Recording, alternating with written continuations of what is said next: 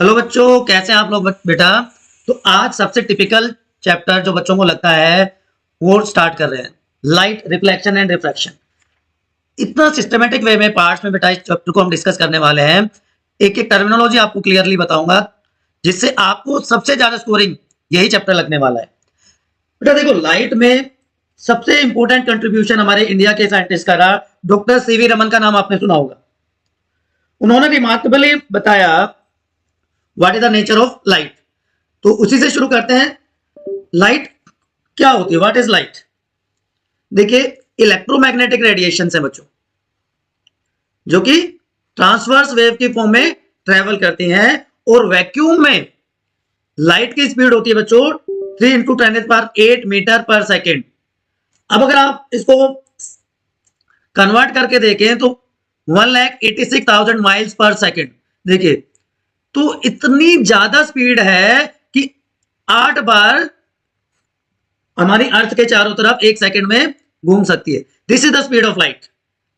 अब इस लाइट की कुछ प्रॉपर्टीज होती है, कुछ कैरेक्टरिस्टिक फीचर्स होते हैं, कुछ फिनोमिनन वो शो करते हैं, उनकी बात कर लेते हैं। बहुत सारे आपने वीडियो देखे होंगे, सीधा स्टार्ट कर देते हैं light what is reflection, what is refraction. नहीं, जब तक आपको बेसिक कंसेप्ट बच्चों नहीं पता होगा कोई सेंस नहीं निकलता है। ठीक है, तो कौन कौन सी प्रॉपर्टीज लाइट की हम डिस्कस करने वाले हैं। ये सारी प्रॉपर्टीज हैं, rectilinear propagation, shadow formation, reflection, refraction, diffraction, dispersion, polarisation and interference. तो सबसे पहले बात आती है रेक्टिलिनियर प्रोपगेशन। कि लाइट जो है ना बच्चों, वो स्ट्रेट लाइन में बहुत फास्ट ट्रेवल करती है। ठीक है ना, जो पैरेलल बीम ऑफ लाइट है दे shows rectilinear propagation of light, और वहां पे जो प्रोपगेशन है बहुत फास्ट होगा। ये डाइवर्जिंग लाइट रेज दिख रही है कि एक कॉमन पॉइंट से अलग अलग डायरेक्शन में चली जाए, या अलग अलग डायरेक्शन से लाइट रेज जब आके एक जगह जुड़ती है तो उसको कहते हैं कन्वर्जेंस। तो डाइवर्ट से डाइवर्जेंस, कन्वर्जेंस का मतलब इकट्ठा होना। Is it clear. दूसरी इंपॉर्टेंट प्रॉपर्टी शैडो फॉर्मेशन, कि जब स्ट्रेट लाइट रेज किसी नॉन ट्रांसपेरेंट, जिसको हम ओपैक ऑब्जेक्ट भी कहते हैं, जिसमें लाइट पास ना हो सके, तो वो एक शार्प शैडो बनाती है उस बॉडी की जो उस लाइट रे के रास्ते में आया। यहां पे आप देख रहे हो सन की लाइट रेज इस प्लैनेट पे गिरी, तो क्योंकि ये लाइट रेज के बीच में आ गया तो इसकी शैडो बन जाती है।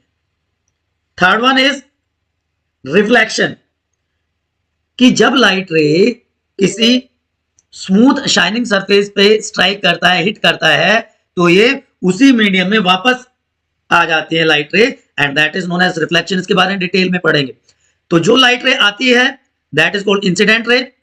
ये जो सरफेस है स्मूथ सरफेस, इससे टकराने के बाद जो लाइट रे वापस आती है that is called reflected ray. और जो परपेंडिकुलर हाइपोथेटिकल लाइन होती है दोनों के बीच में that is known as normal. तो incident ray, reflected ray and normal, 3 नए वर्ड्स आपके सामने आए। अब रिफ्रैक्शन के केस में क्या होगा, रिफ्लेक्शन में तो उसी मीडियम में चली गई, लेकिन जब लाइट एक मीडियम से दूसरे मीडियम में चली जाए अपना पाथ चेंज करके, then it is known as refraction. ठीक है ना। तो एयर से यहां पे आप देख पा रहे हो ग्लास में आई, तो अलग अलग मीडियम में अलग अलग तरह से बिहेवियर शो होता है, कि रेयर से डेंसर मीडियम में आ रही है,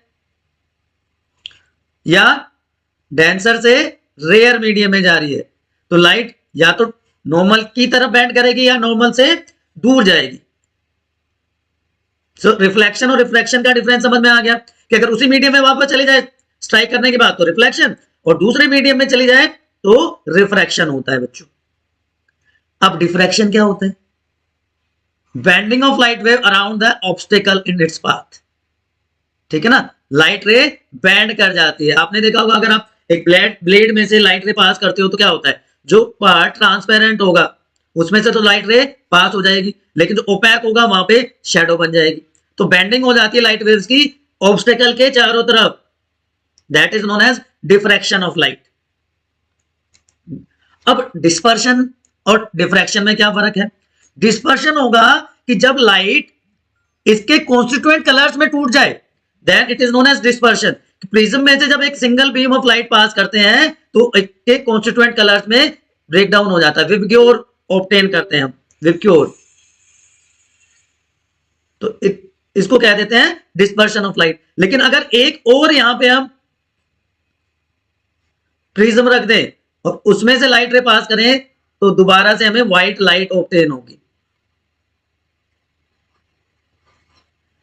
इसके लिए एक वर्ड और यूज किया जाता है, न्यूटन्स डिस्क, कि अगर विबग्योर के कलर्स को, विबग्योर को अगर एक सर्कल बना के हाई स्पीड पे रोटेट किया जाए, कि कार्डबोर्ड लेके हम उस पे ये सातों के सातों कलर्स कर दें और उसको हाई स्पीड में रोटेट करेंगे, then white light is obtained.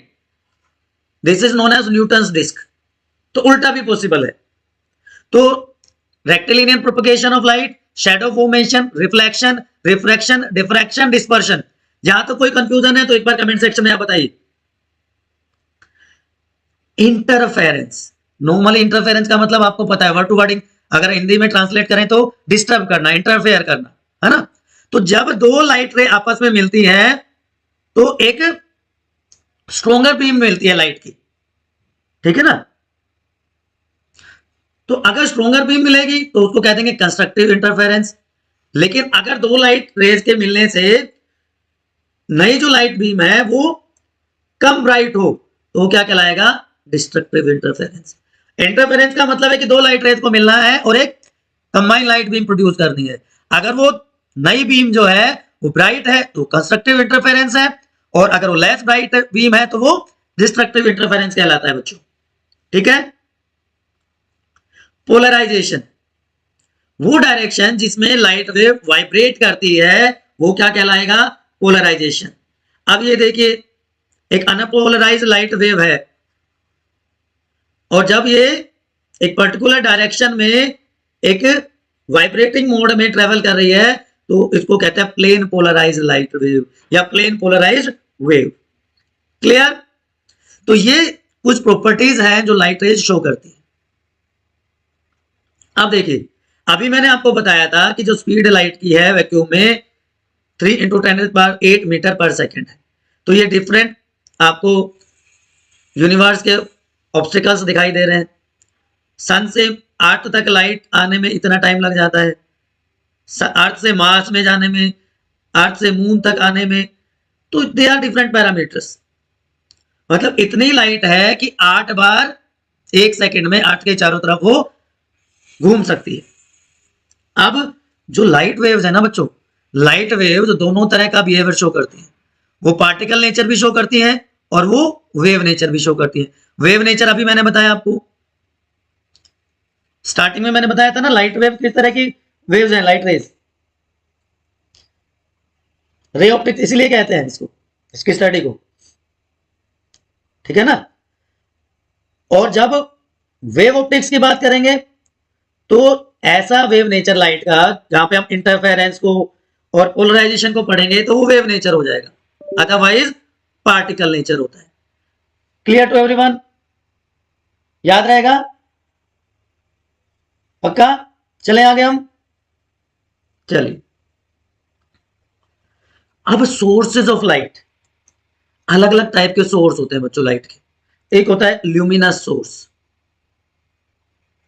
और दूसरा हो जाएगा non luminous, luminous and non luminous source. क्या फर्क है दोनों में? ल्यूमिनस का मतलब होता है बच्चों जो ऑब्जेक्ट अपनी खुद की लाइट इमिट करे, इमिट लाइट इटसेल्फ, तो वो क्या कहलाएगा, ल्यूमिनस सोर्स। तो जैसे सन है, स्टार्स हैं, ये खुद की लाइट इमिट करते हैं तो क्या हो गए, ल्यूमिनस सोर्स।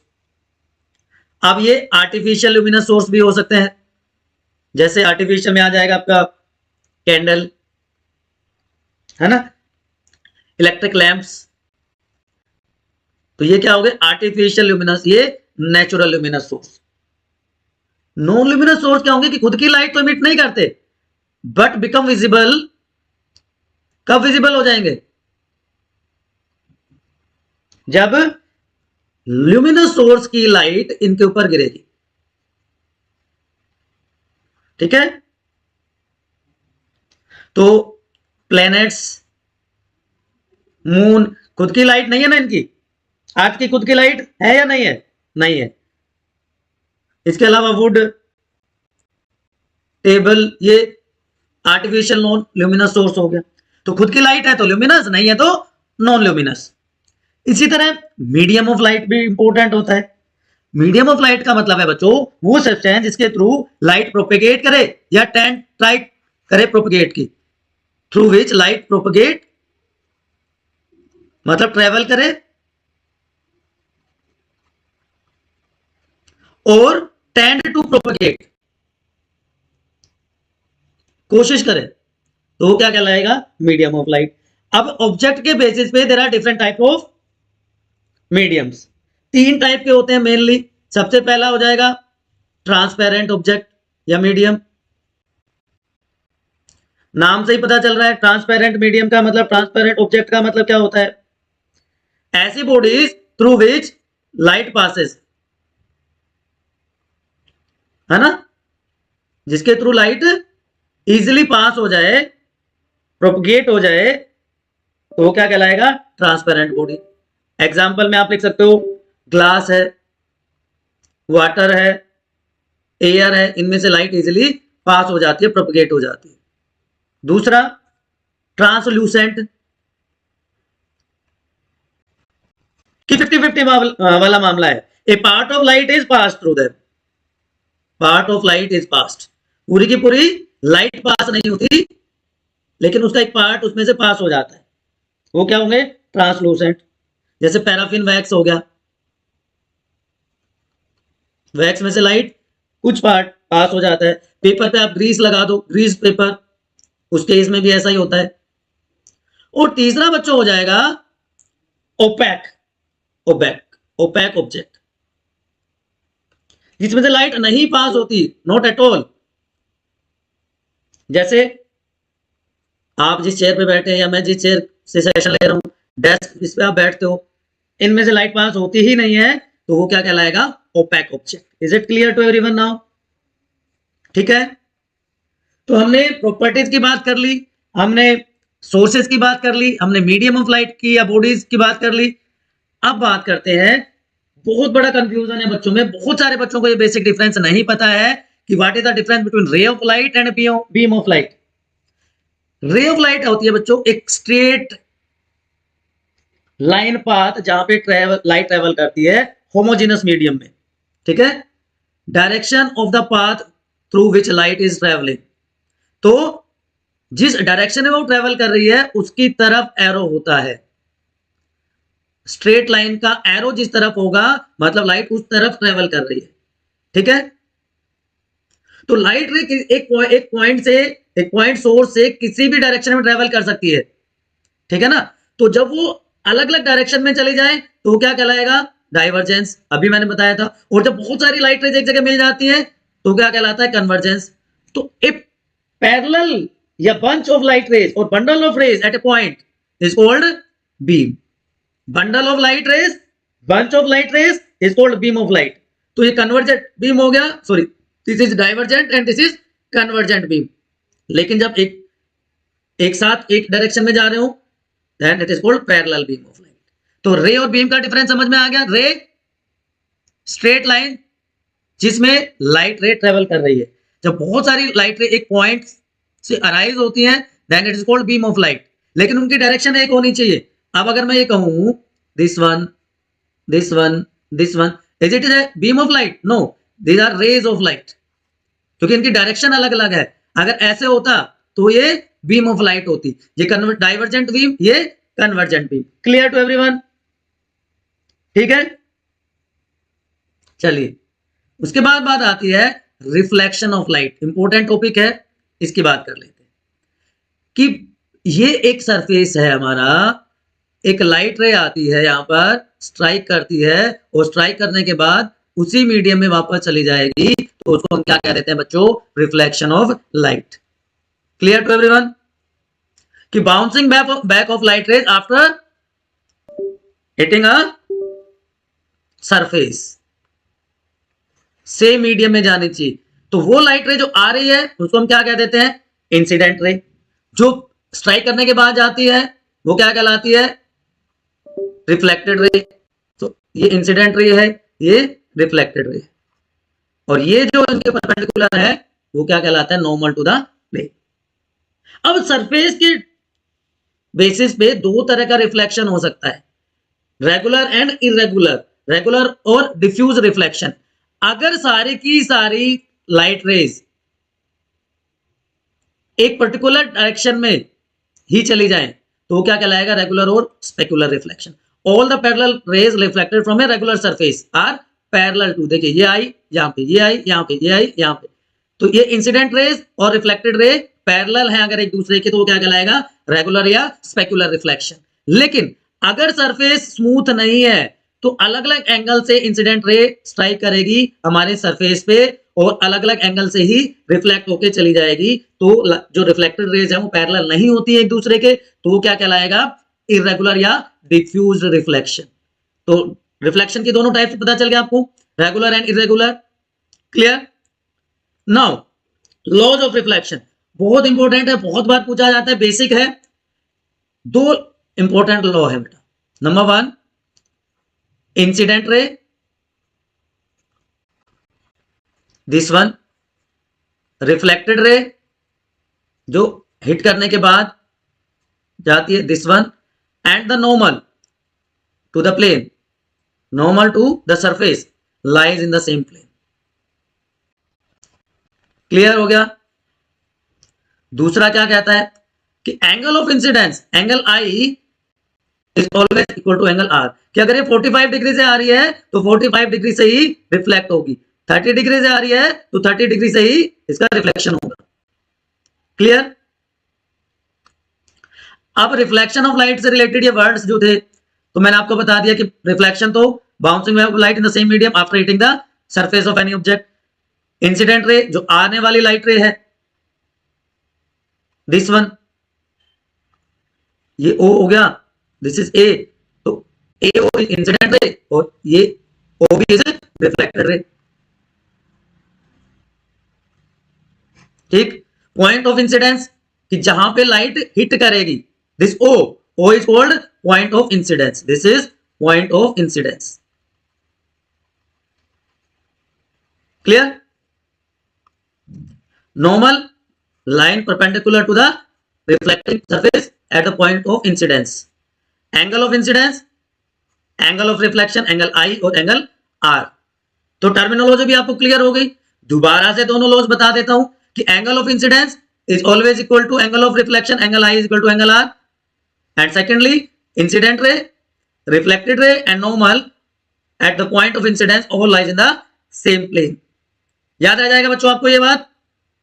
चलिए अब बात आती है कि इमेज फॉर्मेशन क्या होती है। तो इमेज फॉर्मेशन हम पढ़े उससे पहले आपको ये पता होना चाहिए कि इमेज होते कितने टाइप की, टाइप्स ऑफ इमेजेस। देखिए जब भी कोई ऑब्जेक्ट अपनी लाइट रे के पाथ में आता है तो उसकी शैडो बनती है, हमें पता है। तो इमेज क्या होती है, इमेज क्या होगी, ऐसा पॉइंट जहां पे दो लाइट रे एक्चुअली मीट करे या मिलती हुई दिखाई दे, तो वो पॉइंट क्या कहलाएगा, इमेज। ठीक है? अब यहां पे देखिए एक स्मूथ सरफेस है मिरर का, ये आपको दिख रहा है, ये इंसिडेंट रेज है, ये ऑब्जेक्ट है। ठीक है? अब अगर ये एक्चुअली मीट करती हैं तो इमेज जो बनेगी उसको क्या कहेंगे हम, रियल इमेज। लेकिन अगर ये मिलती हुई दिखाई दे रही है, डॉटेड लाइन से आपको दिखाई दे रही है, तो ऐसी इमेज क्या कहलाएगी, वर्चुअल इमेज। तो इसका मतलब दो टाइप की इमेज होती है, एक रियल इमेज होती है, एक वर्चुअल इमेज। रियल में एग्जैक्टली जो लाइट रेज है वो मीट करती है, उसको स्क्रीन पे ऑब्टेन कर सकते हैं हम। वर्चुअल इमेज में एग्जैक्टली लाइट रेज मीट नहीं करती, तो ऐसी इमेज को हम स्क्रीन पे ऑब्टेन नहीं कर सकते। ठीक? तो रियल और इन्वर्टेड दो टाइप की इमेज है, एक्चुअली मीट करती है, स्क्रीन पे ऑब्टेन कर सकते हैं, और ये हमेशा इन्वर्टेड होती है। और हमारी आईज में जो रेटिना है वो इस इन्वर्टेड इमेज को इरेक्ट करके दिखाता है। रेटिना का काम क्या है, इन्वर्टेड इमेज को इरेक्ट करना। ठीक है? इसका मतलब वर्चुअल में उल्टा हो जाएगा कि लाइट रे अपीयर टू मीट, तो उसको स्क्रीन पे ऑब्टेन नहीं कर सकते, और ऐसी इमेजेस हमेशा इरेक्ट होती है। ठीक है बच्चों? तो ये बेसिक कंसेप्ट है जिसके बारे में आपको पता होना बहुत जरूरी है। यहां तक कोई भी कंफ्यूजन, कोई भी इफ बट है तो प्लीज एक बार आप बताइए मुझे। कि सर यहाँ पे ये पॉइंट समझ में नहीं आया, क्योंकि इसके बाद हमें बात करनी है मिरर की, कि टाइप्स ऑफ मिरर कौन कौन से होते हैं, ठीक है ना। तो आप अपने डाउट जो है कमेंट सेक्शन में पूछ लीजिए, बायोनीति के कमेंट सेक्शन में अपने डाउट एक बार पूछ लीजिए। तो मिरर सिंपल वर्ड में आप क्या समझते हो, व्हाट इज मिरर? चलिए बताइए आप में से कोई, मिरर क्या होता है? कि ऐसा हाईली पॉलिश्ड सरफेस, कोई भी पॉलिश सरफेस, आपने देखा होगा ना घर में जो मिरर होता है उसके बैक साइड में पॉलिश्ड सरफेस होता है। तो पॉलिश सरफेस होगा, पॉलिश्ड होगा तो स्मूथ भी होता है। तो हाईली पॉलिश्ड स्मूथ सरफेस जो क्या कर सकता है, capable of reflecting light rays. तो ऐसे सरफेस को हम क्या कह देते हैं, मिरर कह देते हैं बच्चों। दो टाइप के मिरर होते हैं, एक होता है प्लेन मिरर और एक होते हैं स्फेरिकल मिरर्स। स्फेरिकल मिरर में भी there are two types, convex and concave mirrors. तो अब इन्हीं के बारे में हम बात करेंगे। मिरर क्या होता है आपको बता दिया मैंने, टाइप्स इसके डिस्कस करेंगे, और इन मिरर्स के डिफरेंट टाइप के मिरर्स के यूजेस क्या है बच्चों। तो फर्स्ट थिंग फर्स्ट, एक ऐसा पॉलिश सरफेस जो लाइट को रिफ्लेक्ट कर देता है, जो भी इस पे इंसिडेंट हो रही है। तो ये इंसिडेंट लाइट रे है, ये जो सरफेस है यहाँ पे पॉइंट पी आपको दिखाई दे रहा है, तो ये पॉलिश सरफेस है, स्मूथ सरफेस है, और ये जो लाइट रे इस पे गिर रही है इसको रिफ्लेक्ट कर देता है। Clear to everyone? बात समझ में आ गई? दोनों टाइप मैंने आपको बता दिए, plane and spherical mirror. Spherical mirror में भी दो टाइप हो जाएंगे, कॉन्वेक्स एंड कॉनकेव मिरर।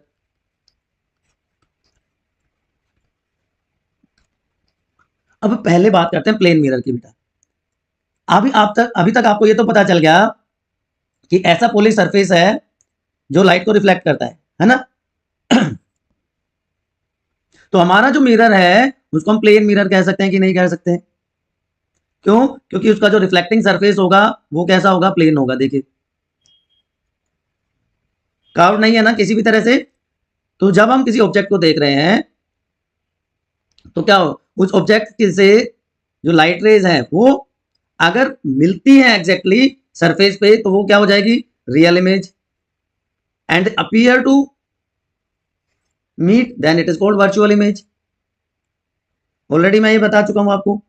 तो जो प्लेन मिरर्स हैं बच्चों, वहां पे जो रिफ्लेक्शन होगा, रिफ्लेक्शन एट प्लेन मिरर्स,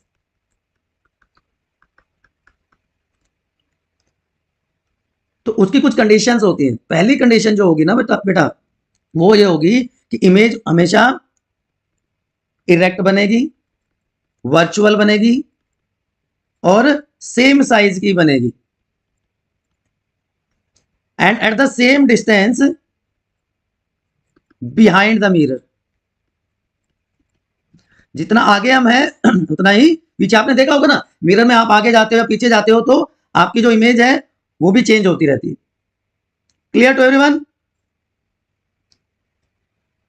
दूसरा कि जो इमेज फॉर्मेशन होती है प्लेन मिरर में वो फ्रंट बैक रिवर्सल है, फ्रंट बैक रिवर्सल है ऑब्जेक्ट का। ये क्या मतलब हुआ कि मान लीजिए मैंने ये लिखा हुआ है, ये वर्ड है, और ये हमारा प्लेन मिरर है, तो आपको ये कैसे दिखाई देगा? तो ये क्या हो गया, जो फ्रंट है उसका बैक रिवर्सल है, राइट। कि लेफ्ट हैंडेड ऑब्जेक्ट जो है वो राइट हैंडेड दिखाई देता है, और राइट हैंडेड जो ऑब्जेक्ट है वो लेफ्ट हैंडेड दिखाई देता है, और इसी को कहते हैं लेटरल इन्वर्जन। बताऊंगा आगे, this is known as lateral inversion. बात समझ आ गई? कोई कंफ्यूजन, कोई समस्या, कोई इफ बट, कोई किंतु परंतु? तो ये कहां यूज होते हैं, हमारे जो प्लेन मिरर्स है कहां यूज होते हैं? यूजेज ऑफ प्लेन मिरर्स बताइए। अब तक तो आपको आइडिया आ गया होगा प्लेन मिरर कहां यूज होगा। बार बार से इसको यूज करते हैं। आपकी जो पीछे की साइड की कटिंग होती है हेड के पीछे, तो वो दिखाने के लिए प्लेन मिरर का यूज करते हैं, show back side of the head, है कि नहीं। सोलर कुकर में प्लेन मिरर यूज किया जाता है खाना पकाने के लिए। पेरिस्कोप क्लेडोस्कोप जो बनाते हैं बच्चे, उनमें ये यूज किया जाता है। और आर्मी पर्सनल जो हैं, स्काउट्स जो हैं, वो सिग्नलिंग के लिए इसको यूज करते हैं। ठीक है बेटा, तो ये सारे कुछ यूजेस होते हैं हमारे प्लेन मिरर्स के। और भी बहुत सारे यूजेस हो सकते हैं, बट मेन जो थे मैंने आपको वो बता दिए। ठीक है, यहां तो कोई समस्या है किसी को, बोलो, अदरवाइज आगे चलते हैं। तो अभी तक जो मैंने आपको बताया, एक बार उसको मैं समराइज कर देता हूं 1 मिनट में, कि इमेज हमेशा वर्चुअल इरेक्ट बनेगी, equal to size of the object बनेगी। डिस्टेंस जो है इमेज और मिरर के बीच में इक्वल होगी, distance between object and mirror. और लेटरली इन्वर्टेड इमेज बनती है, left hand side right hand दिखती है, right hand side left hand side दिखती है। और इसी को हम क्या कहते हैं, लेटरल इन्वर्जन कहते हैं, कि जहां पे left side of the object seems to be the right and right side seems to be the left side. और इसीलिए आपने हमेशा देखा होगा एम्बुलेंस वर्ड जो है उल्टा लिखा होता है एम्बुलेंस पे। क्यों? क्योंकि जब मिरर में, प्लेन मिरर में जब देखेगा कोई दूसरा व्हीकल वाला, तो उसको वो सीधा दिखाई देगा, जिससे वो उसको रिकॉग्नाइज करके उसको रास्ता दे देता है। ठीक है, आप अपनी इमेज देखते हो तो ऐसा नहीं लगता कि कोई तुम्हारा ट्विन खड़ा है सामने, क्योंकि वो आइडेंटिकल इमेज होती है। और इस फिनोमिनन को कहते हैं लेटरल इन्वर्जन। ये यूजेस मैंने बताया आपका, जो घरों में देखने के लिए मिरर होता है, क्लेडोस्कोप में स्काउट और आर्मी पर्सनल यूज करते हैं सिग्नलिंग के लिए। अब बात करते हैं स्फेरिकल मिरर्स की। प्लेन मिरर्स में इतना ही कुछ है। अब ऐसा रिफ्लेक्टिंग सरफेस मिरर का जो या तो अंदर की साइड कर्व हो या बाहर की साइड कर्व्ड हो, उसको हम कह देते हैं स्फेरिकल मिरर। तो एक तरफ तो कैसा होगा, कर्व सरफेस होगा, और दूसरी तरफ पॉलिश्ड सरफेस होगा। याद रहेगा। तो दो तरह के मिरर होते हैं, आपको पता है, एक होता है कॉनकेव, दूसरा होता है कॉन्वेक्स। तो कौन से में क्या होता है, कॉनकेव में जो रिफ्लेक्टिंग सरफेस होगा वो अंदर होगा। आप ऐसे याद रख सकते हो, अंदर कौन, तो रिफ्लेक्टिंग सरफेस अंदर है तो कॉनकेव। केव के अंदर कौन है, गुफा के अंदर कौन है नहीं पता ना, क्योंकि रिफ्लेक्टिंग सरफेस अंदर है। और रिफ्लेक्टिंग सरफेस अगर बाहर की साइड होगा, ये वाला, तो क्या होगा, कॉन्वेक्स। तो रिफ्लेक्टिंग सरफेस अंदर तो कॉनकेव, रिफ्लेक्टिंग सरफेस बाहर तो कॉन्वेक्स। ठीक है, ये बेसिक डिफरेंस आपको समझ में आ गया। इसमें बहुत कंफ्यूज होते हैं बच्चे, बहुत ज्यादा कंफ्यूजन होता है बच्चों को। अब टर्मिनोलॉजी बता देता हूं इससे रिलेटेड।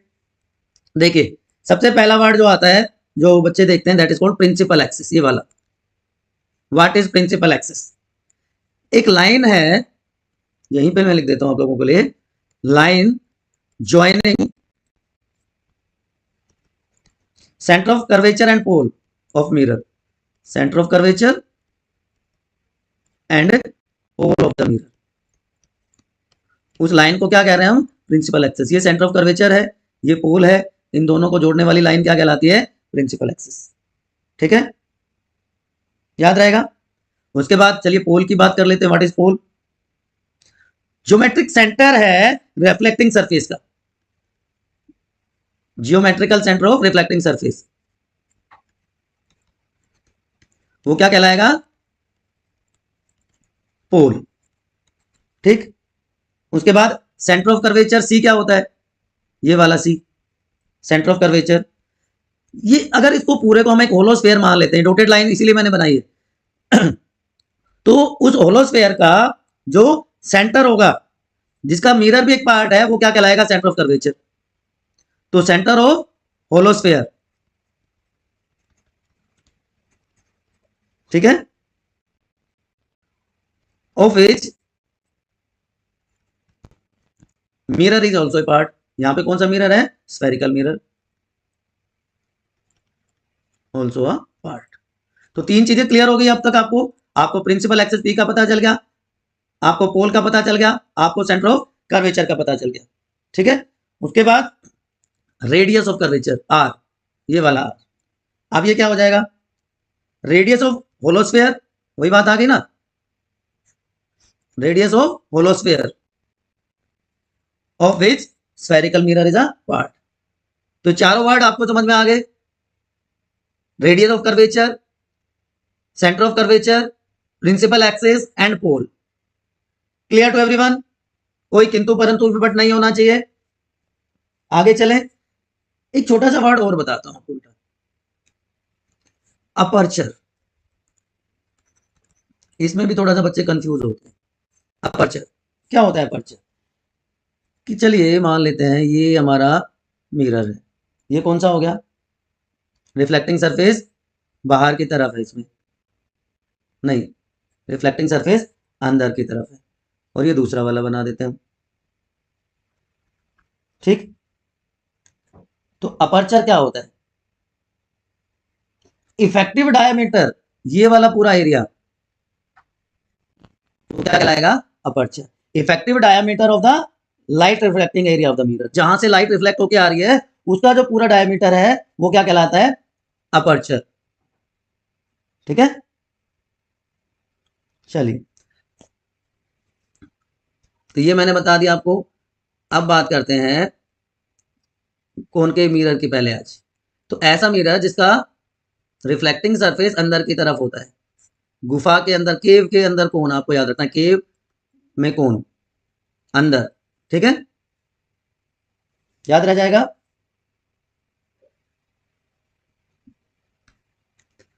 तो स्फेरिकल मिरर्स में अब बात करते हैं दो और वर्ड्स की। रेडियस मैंने आपको बता दिया था, रेडियस ऑफ कर्वेचर, है ना, ये वाला पार्ट। इसके साथ आता है फोकल लेंथ, ठीक। What is focal length? Distance from pole to the principal focus. Pole से प्रिंसिपल फोकस के बीच की जो डिस्टेंस है वो क्या कहलाती है? हमारी फोकल लेंथ। याद रह जाएगा। तो जो फोकल लेंथ है वो बच्चों हाफ होती है रेडियस ऑफ कर्वेचर के, half of radius of curvature, और ना तो मीडियम पे डिपेंड करती, मिरर के नेचर पे डिपेंड वो नहीं करती है। याद रहेगा। तो स्फेरिकल मिरर में फोकल लेंथ क्या है? It is the distance between, distance from pole, ये वाला part, P to the principal axis, ठीक। वो लाइन जो जोड़ती है उन दोनों के बीच का जो डिस्टेंस है that is called focal length, और आर का हाफ हो जाती है।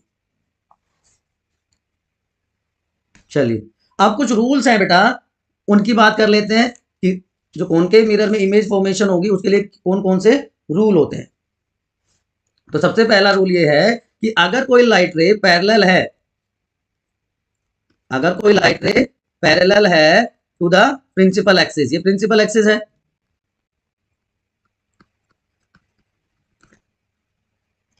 तो वो पास हो जाएगी थ्रू फोकस आफ्टर रिफ्लेक्शन, चाहे वो इधर से आए चाहे वो इधर से आए।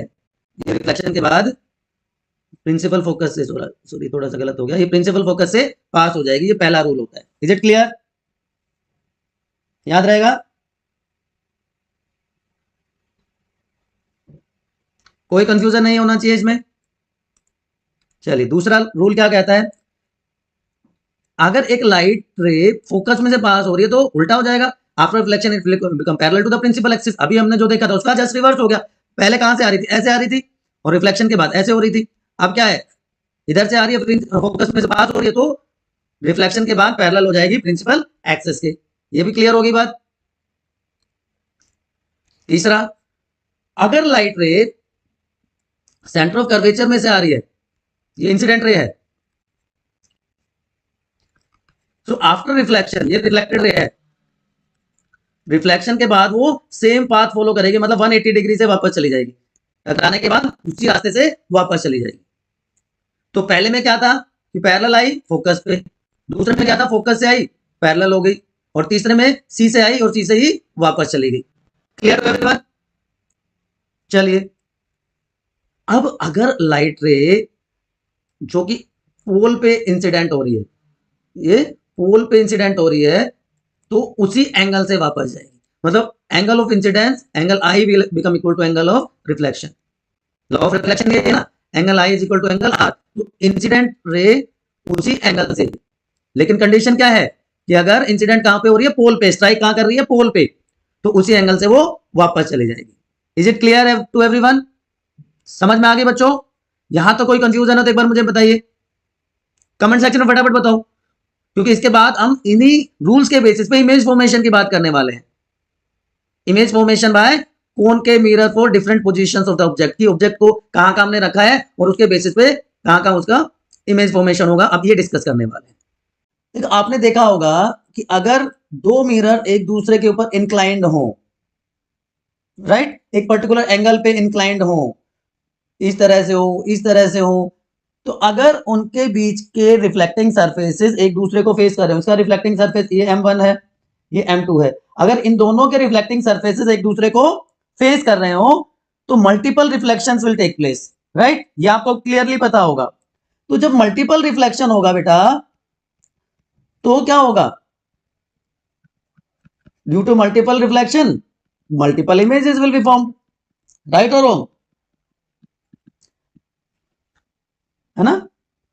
या हम कह सकते हैं कि more than one images form. तो जो नंबर ऑफ इमेजेस हैं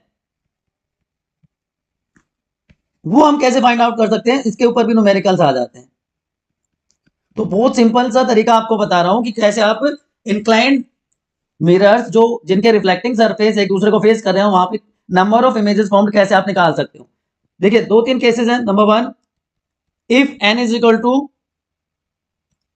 360 अपॉन थीटा होगा, तो अगर ये है n is a fraction, if n is a fraction, तो number of images found will equal to integral part. Number of image found किसके इक्वल हो जाएगा, इंटीग्रल पार्ट के। अब मान लीजिए n एक इंटीजर है, E1 इंटीजर, तो कितनी इमेजेस बनेंगी, तो number of images will be n-1, ठीक। और अगर ये है बच्चों एक odd integer, then number of images will be n+1। Clear to everyone? यहां तक कोई कंफ्यूजन है तो? अब मान लीजिए कि दो मिरर हैं, वो एक दूसरे के पैरेलल है, थीटा उनके बीच में 0 हो गया, ये वाला केस है, दे आर पैरेलली। ऑब्जेक्ट हमने यहां पे रख दिया between two parallel mirrors. Deepavali पे आपने देखा होगा आजकल का ऑनलाइन आपको चीजें मिलती हैं कि मल्टीपल दियाज आपको दिखाई देते हैं, कि दो प्लेन मिरर्स के बीच में दिया रख देते हैं तो उनकी मल्टीपल इमेजेस, बहुत सारे दिया आपको दिखाई देते हैं। तो number of image formed will be infinite, लेकिन उनकी इंटेंसिटी डिक्रीज होती चली जाएगी जैसे जैसे डिस्टेंस बढ़ेगी। इंटेंसिटी डिक्रीजेस विद डिस्टेंस, ठीक है बच्चों? तो ये सिंपल मेथड है, सिंपल वे है to find out the number of images formed due to multiple reflections, plane mirror के केस में, ठीक है बच्चों? अब बात करते हैं उन रूल्स को कहां हम अप्लाई कर सकते हैं, कि image formed by concave and convex mirror. तो 6 केसेस है बेटा। कॉनकेव मिरर के केस में बिल्कुल सिंपल है, आप सिस्टमेटिक वे में याद ध्यान देंगे तो याद हो जाएगा। अब हमें नहीं पता, केस 1 हमने लिया है कि ऑब्जेक्ट इंफिनिटी पे, हमें नहीं पता ऑब्जेक्ट की लोकेशन कहां पे है, ठीक है? तो इंफिनिटी से जब लाइट रेज मिरर पे स्ट्राइक करेंगी तो आफ्टर रिफ्लेक्शन जो इमेज है वो फोकस पे बनेगी यहां पे। क्लियर? तो image will be formed at focus, चाहे किसी भी पॉइंट से आए, इंफिनिटी से रिफ्लेक्शन के बाद image formation will take place at focus. आप जब फोकस पे है तो आप इमेजिन कर सकते हो कि साइज क्या होगा, नेचर क्या होगा इमेज का। तो पोजीशन तो क्या हो गई, एट फोकस। साइज क्या हो गया, पॉइंट साइज। और रियल एंड इन्वर्टेड इमेजेस, हमेशा याद रखना कॉनकेव मिरर के केस में सिर्फ एक केस ऐसा है जहां पे इरेक्ट इमेज बनेगी, otherwise real and inverted images form. तो इसके बारे में ज्यादा सोचने की जरूरत नहीं है, पहले 3 केस याद रखने की या समझने की जरूरत है। दूसरा केस क्या है, बियॉन्ड सेंटर ऑफ कर्वेचर, तो इमेज कहां बनेगी? Between C and F, between focus and centre of curvature. Infinity और सेंटर ऑफ कर्वेचर के बीच में है, या बियॉन्ड सेंटर ऑफ कर्वेचर है मान लीजिए। तो जो ऑब्जेक्ट है, ये हमारा ऑब्जेक्ट है यहां पे, तो इमेज की जो फॉर्मेशन होगी वो कैसी होगी? Real and inverted. पहली बात तो बिटवीन सी एंड एफ, ये सेंटर ऑफ कर्वेचर है, ये फोकस है, तो इन दोनों के बीच में इमेज बनेगी और स्मॉल साइज होगी। देखो पॉइंट साइज, पॉइंट से थोड़ा सा बड़ा है साइज। तीसरा case at centre of curvature, at c, तो after hitting the surface image कहां पे बनेगी? कहां पे बनेगी? At c. तो सेंटर ऑफ कर्वेचर पे ही इमेज बन जाएगी, सेम साइज की होगी, जितना ऑब्जेक्ट का साइज था उतना ही इमेज का साइज होगा, और रियल और इन्वर्टेड तो है ही है। अब देखिए रिवर्स होती चली जाएंगी चीजें। पहले कहां थी हमारी? इन्फिनिटी पे, फोकस पे बनी, इन्फिनिटी से एफ पे, ठीक है, सी पे थी, बियॉन्ड सी थी, सॉरी, तो कहां बनी? C, between C and f. At c है तो एट सी, क्योंकि उसी बात से वापस आ जाती है, रूल में आपने पढ़ा होगा, याद है तो। अब between C and F, between centre of curvature and focus, हमारा जो ऑब्जेक्ट है वो यहां पे रखा हुआ है बिटवीन सी एंड एफ। तो आफ्टर स्ट्राइकिंग द सरफेस, तो जो इमेज बनेगी बियॉन्ड सी, ये हमारा सी है, सी से पीछे की साइड में, यहां पे इमेज फॉर्मेशन होगी। देखिए इमेज का साइज पहले पॉइंट साइज था, फिर स्मॉल हुआ, फिर सेम साइज, अब एनलार्ज हो जाएगा। एनलार्ज, ये इमेज थी, सॉरी ये ऑब्जेक्ट था, ये इमेज का साइज आप देख सकते हो एनलार्ज्ड है ना। तो larger than object, beyond centre of curvature, और रियल और inverted image is formed between C and F, अगर हमारा ऑब्जेक्ट रखा होता है। अब एट फोकस, तो उल्टा कर दो, जब इंफिनिटी पे था हमारा ऑब्जेक्ट तो इमेज कहां बनी थी? सी पे बनी थी, सॉरी एफ पे बनी थी। अब उल्टा कर दो, फोकस पे है तो इमेज कहां बनेगी? लाइट रेज कन्वर्ज ही नहीं होंगी, मिलेंगी ही नहीं, और जब तक लाइट रेज मिलेंगी नहीं क्या होगा? जो ऑब्जेक्ट की जो इमेज है वो इंफिनिटी पे बनेगी, ऐसे चलता रहेगा। अब हाईली एनलार्ज्ड हो जाएगी, पता ही नहीं कितना साइज होगा, रियल और इन्वर्टेड। तो देखो ग्रेजुअल इंक्रीज है, से point, small, same size, enlarged, highly enlarged, ये इमेज का साइज है। सब में अभी तक रियल और इन्वर्टेड इमेज बनती है, ठीक। अब अगर हम ऑब्जेक्ट को रख दें between focus and pole, F और पी के बीच में अगर हम ऑब्जेक्ट को रखते हैं यहां कहीं, ये देखिए बिटवीन फोकस एंड पोल, यहां पे आपको ध्यान रखना है वर्चुअल और इरेक्ट इमेज बनेगी बेटा, वर्चुअल एंड इरेक्ट, क्योंकि बिहाइंड द मिरर है, ये डॉटेड लाइन का मतलब बिहाइंड द मिरर, इसको स्क्रीन पे ऑब्टेन नहीं कर सकते, तो ऐसी इमेज को वर्चुअल इमेज कहा जाता है, larger size as compare to object. तो ये 6 केसेस हैं image formation by concave mirror, याद रह जाएगा आपको।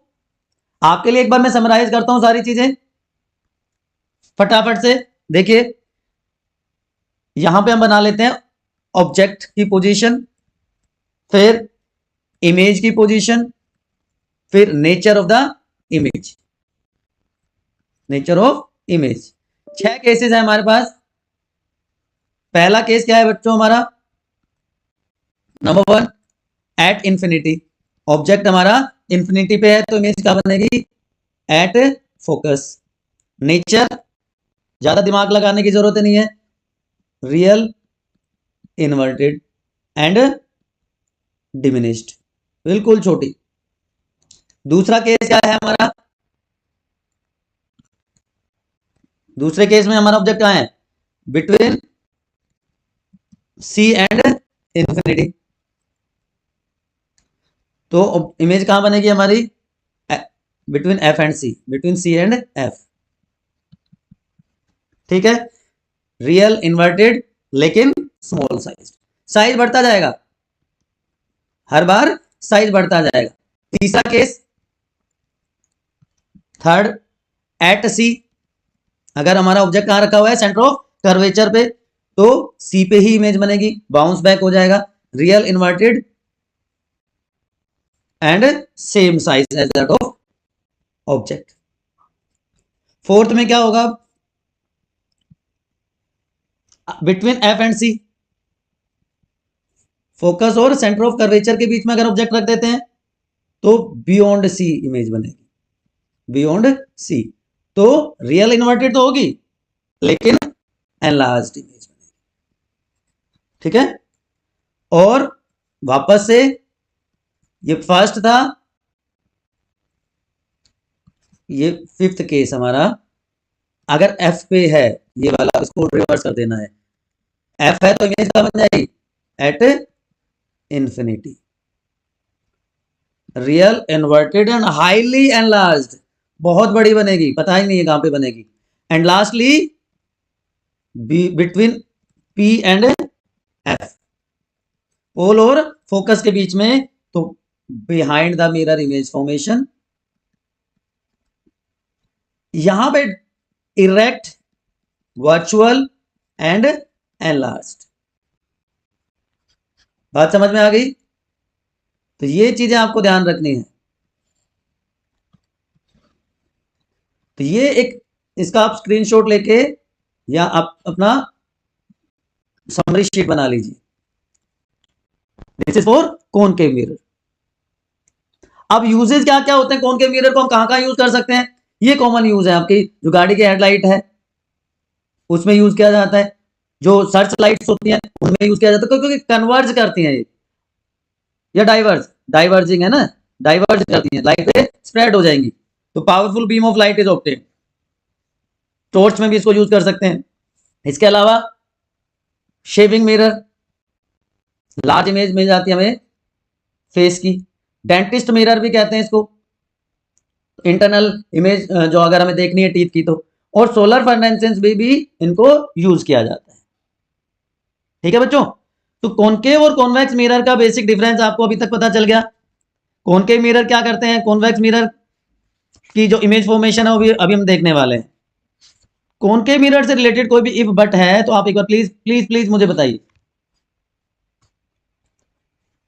ठीक है, कॉनकेव मिरर से रिलेटेड कोई भी कंफ्यूजन है तो एक बार मुझे बता दो, अदरवाइज फिर हम चलते हैं कॉन्वेक्स मिरर की तरफ। तो कॉन्वेक्स मिरर,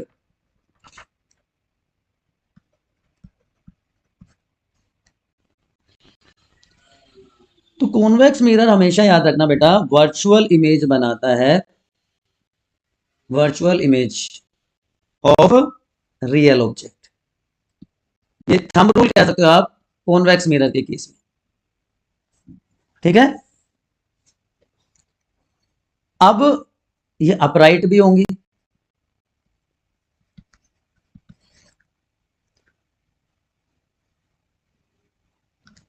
बहुत सिंपल सा इसका you can say image formation का है कॉन्वेक्स मिरर के लिए।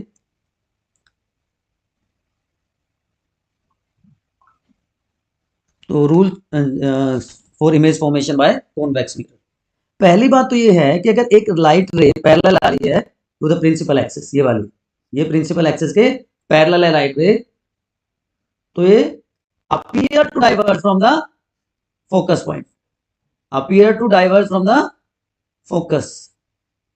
ठीक है, ये फोकस था, यहां से डाइवर्ज होती हुई दिखाई देती है। सेकेंडली,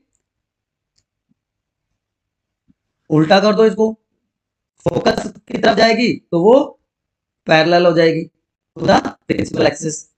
पहले में क्या हुआ था, पैरेलल आई तो डाइवर्ज होगी फ्रॉम द एफ, दूसरे में क्या हुआ, एफ से आई तो पैरेलल होगी प्रिंसिपल एक्सिस की। तीसरा, अगर सेंटर ऑफ कर्वेचर से आएगी तो वही बात रिफ्लेक्ट बैक हो जाएगी अलोंग द सेम पाथ, सी से सी की तरफ वापस। और पोल पे अगर रिफ्लेक्ट होती है तो उसी एंगल से रिफ्लेक्ट हो जाएगी, जितना एंगल ऑफ इंसिडेंस होगा उतना ही एंगल ऑफ रिफ्लेक्शन हो जाएगा। तो ये चार रूल है कॉन्वेक्स मिरर के केस में। अब इमेज फॉर्मेशन कैसे होती है वो भी देख लेते हैं एक बार। मान लीजिए ऑब्जेक्ट इंफिनिटी पे है, ऑब्जेक्ट इज एट इंफिनिटी, तो इमेज फॉर्मेशन कहां होगी in case of convex mirror? Behind the mirror at F, behind the mirror at F. तो पॉइंट साइज हाईली डिमिनिश्ड आप कह सकते हो, image is highly diminished image is formed, ठीक है। और मैंने अभी बताया कि वर्चुअल और इरेक्ट इमेज बनती है हमेशा कॉन्वेक्स मिरर के केस में। तो अगर इंफिनिटी पे है तो फोकस पे बनेगी इमेज, वर्चुअल और इरेक्ट होगी, और हाईली डिमिनिश्ड या पॉइंट साइज इमेजेस फॉर्म। दो ही केस हैं कॉन्वेक्स मिरर के केस में। दूसरा केस क्या है, इंफिनिटी और पोल के बीच में कहीं पे भी है, इंफिनिटी और पोल के बीच में कहीं पे भी अगर हमारा ऑब्जेक्ट है तो इमेज कहां बनेगी? बिहाइंड द मिरर, और इमेज भी कहां बनेगी? Between p and f, pole और फोकस के बीच में कहीं पे भी इमेज बनेगी, और small size virtual and erect image between p and F, virtual and erect image small sized. तो दो ही केस हैं। तो वहां पे 6 केसेस थे, यहां पे 2, टोटल 8 केस आपको याद रखने हैं। यूजेस क्या है, यूजेस क्या हो जाएंगे हमारे कॉन्वेक्स मिरर के?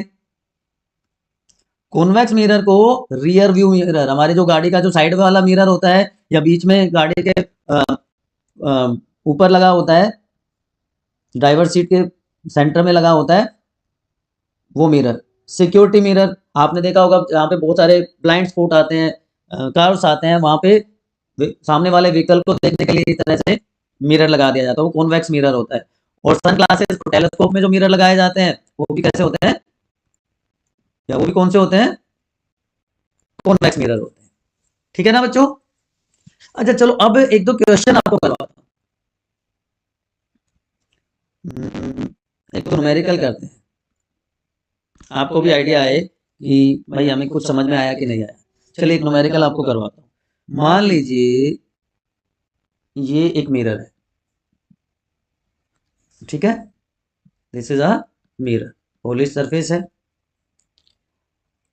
अब यहां पे हम यहां से देख रहे हैं,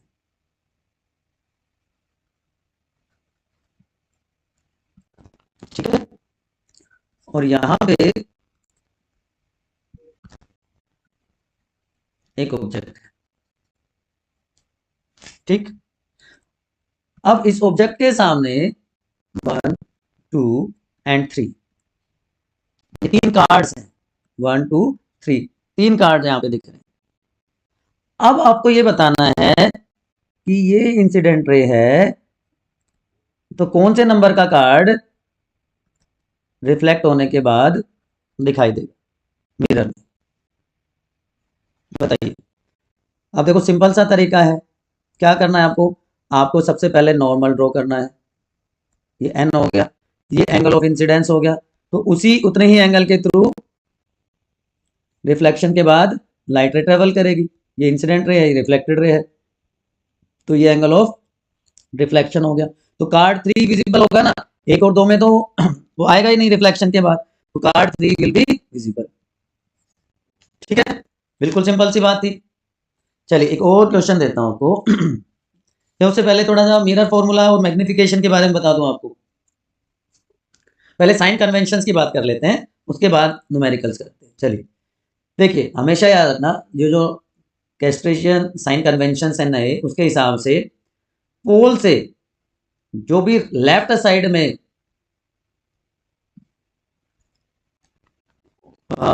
डिस्टेंसेज होंगी लेफ्ट, वो हमेशा नेगेटिव होंगी, राइट साइड में होंगी वो पॉजिटिव होंगी, अपवर्ड होंगी वो पॉजिटिव होंगी, डाउनवर्ड होंगी वो नेगेटिव होंगी। याद रह जाएगा। क्या क्या बताया कि सारे के सारे डिस्टेंसेज मेजर करे जाएंगी पोल से, all distances are measured from पोल।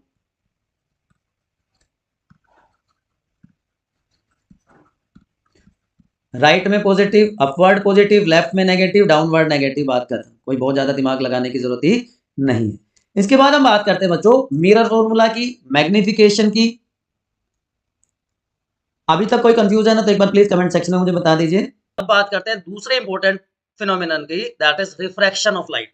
तो क्या है रिफ्रैक्शन?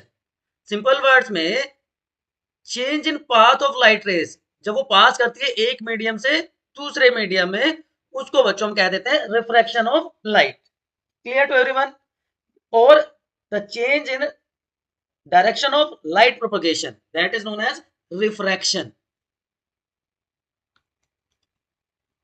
कि जब एक मीडियम से दूसरे मीडियम में जा रही है, यहां पे आप देख सकते हो कि आपने फील किया होगा स्विमिंग पूल की जो हाइट है, जो बॉटम है, वो उठा हुआ दिखाई देता है ना? या आप एक ग्लास में पानी भर के उसमें अगर एक लेमन या पेंसिल डालते हो तो वो भी उठी हुई दिखाई देती है या तिरछी दिखाई देती है। वो क्यों होता है सारा? वो रिफ्रैक्शन की वजह से ही होता है बेटा। तो बेसिक डिफरेंस क्या है? हमने रिफ्लेक्शन ऑलरेडी पढ़ा, अब बात कर रहे हैं हम रिफ्रैक्शन की। तो what is the basic difference? कि अगर बाउंड्री से टकराने के बाद दो मटेरियल की बीच में जो बाउंड्री है, जो सरफेस है, वहां टकराने के बाद अगर लाइट रे उसी मीडियम में वापस चली जाती है तो उसको तो कहते हैं हम रिफ्लेक्शन, कि bouncing back of light ray in the same medium after hitting the surface. तो जो इंसिडेंट रे है और रिफ्लेक्टेड रे है वो एक ही मीडियम में लाई करते हैं, एक ही मीडियम में प्रेजेंट होती है बच्चों। लेकिन अगर लाइट रे सरफेस को हिट करने के बाद एक मीडियम से दूसरे मीडियम में चली जाए, कि एयर से यहां पे आप देख पा रहे हो ग्लास में चली गई, जो इंसिडेंट रे थी वो तो कहां पे है? एयर में है। लेकिन रिफ्रेक्टेड रे कहां पे है?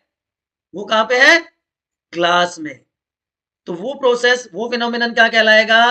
That is known as refraction. तो मीडियम इंसिडेंट और रिफ्रैक्टेड रे के अलग अलग होंगे, लेकिन इंसिडेंट रे और रिफ्लेक्टेड रे सेम प्लेन में, सेम मीडियम में लाई करती हैं, प्रेजेंट होती हैं। Is it clear to everyone? क्यों होता है ये refraction? What is the cause of refraction? अब आपको पता है कि जितने भी वेव्स हैं वो ये प्रोसेस शो करती हैं, वो ये फिनोमिना शो करती हैं, बिकॉज डिफरेंट मटेरियल में, डिफरेंट मीडियम में लाइट की स्पीड भी अलग अलग होती है, राइट? तो इसीलिए रिफ्रैक्शन का प्रोसेस होता है, रिफ्रैक्शन का फिनोमिनन होता है। अब कैसे हम देख सकते हैं, विजुलाइज कैसे कर सकते हैं रिफ्रैक्शन को? ये देखिए, द एंगल ऑफ इंसिडेंस कहां पे होगा? नॉर्मल और इंसिडेंट रे के बीच में। तो ये क्या है? This is known as angle of incidence, angle आई है। एंगल ऑफ रिफ्रैक्शन क्या है? नॉर्मल और रिफ्रैक्टेड रे के बीच में जो एंगल है उसको एंगल ऑफ रिफ्रैक्शन कहते हैं, एंगल आर।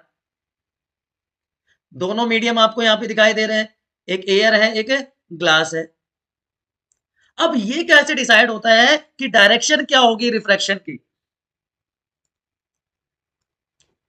अगर लाइट स्लो डाउन हो जाती है, एक मीडियम से दूसरे मीडियम में जब जाए और वो स्लो डाउन हो जाए तो नॉर्मल की तरफ, टुवर्ड्स नॉर्मल, ठीक है?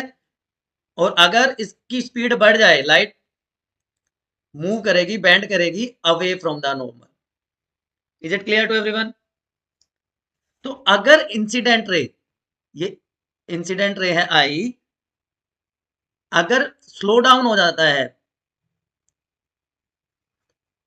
रेयर मीडियम से डेंसर मीडियम में अगर जाती है और वो बेंड करेगी टुवर्ड्स द नॉर्मल, ठीक है?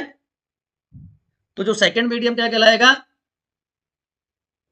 Denser then the first medium, क्योंकि डेंस चीज में स्पीड कम होगी ना। जो देखिए, हमारे को पता है कि सॉलिड, लिक्विड और गैसेस, तीन तरह के पार्टिकल्स या मीडियम होते हैं। यहाँ पे कॉम्पैक्टली अरेंज पार्टिकल्स है, कोई स्पेस नहीं है, तो ये डेंस मीडियम है।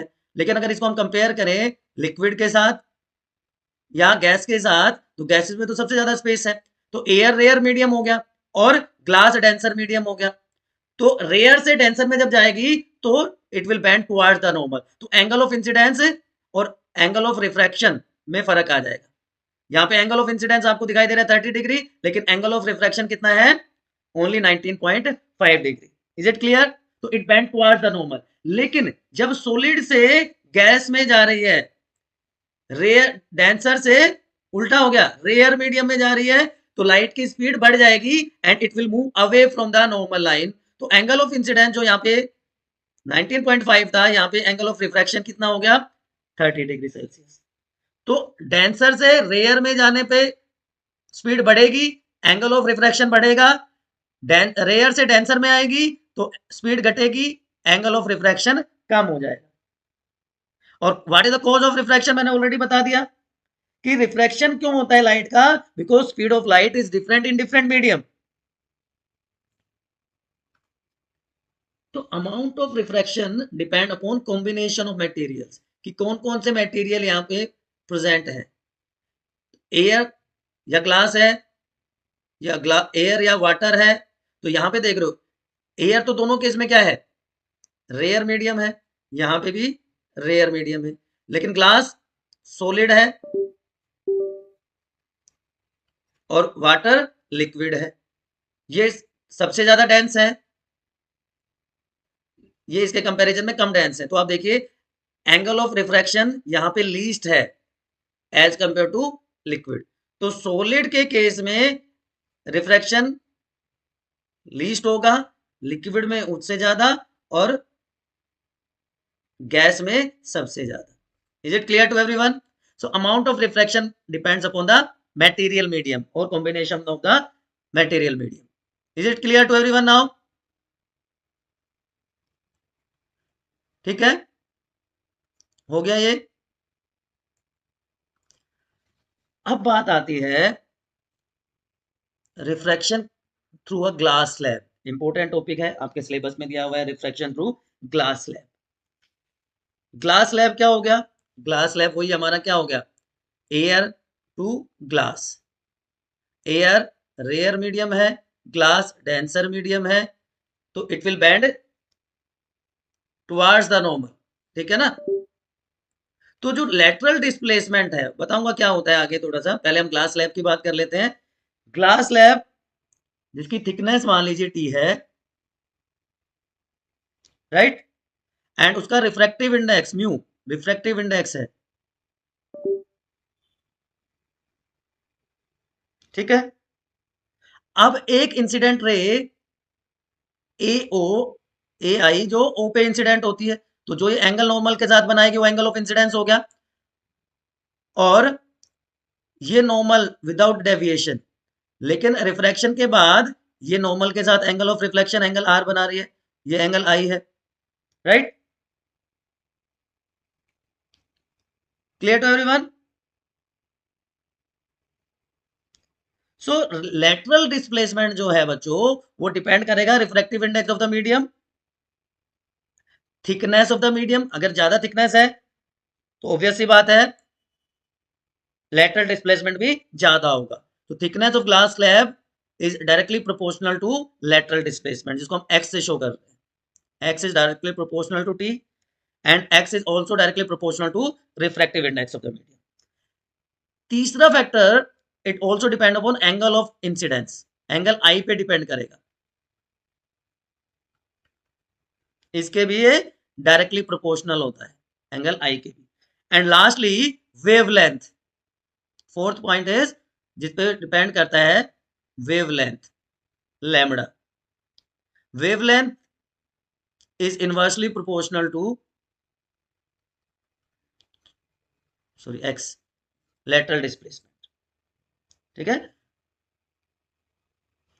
तो इन चार पैरामीटर्स पे लेटरल डिस्प्लेसमेंट डिपेंड करेगा, ग्लास स्लैब के थ्रू रिफ्रैक्शन डिपेंड करेगा। Is it clear? यहां तक कोई कंफ्यूजन है तो एक बार प्लीज कमेंट सेक्शन में पूछिए। चलिए एक न्यूमेरिकल देता हूं आपको, 1 मिनट एक क्वेश्चन करते हैं, उससे आपको चीजें और क्लियर हो जाएंगी। मान लीजिए हमारे पास एक लाइट वेव है जिसकी वेवलेंथ लैम्डा कितनी है, 5895 एंगस्ट्रॉम, ठीक है। अब ये वैक्यूम से ट्रेवल करता है एक मीडियम में, और उस मीडियम का रिफ्रैक्टिव इंडेक्स है 1.5। तो म्यू दिया हुआ है हमें, हमारे पास वेवलेंथ है, तो आपको निकालनी है वेलोसिटी ऑफ लाइट,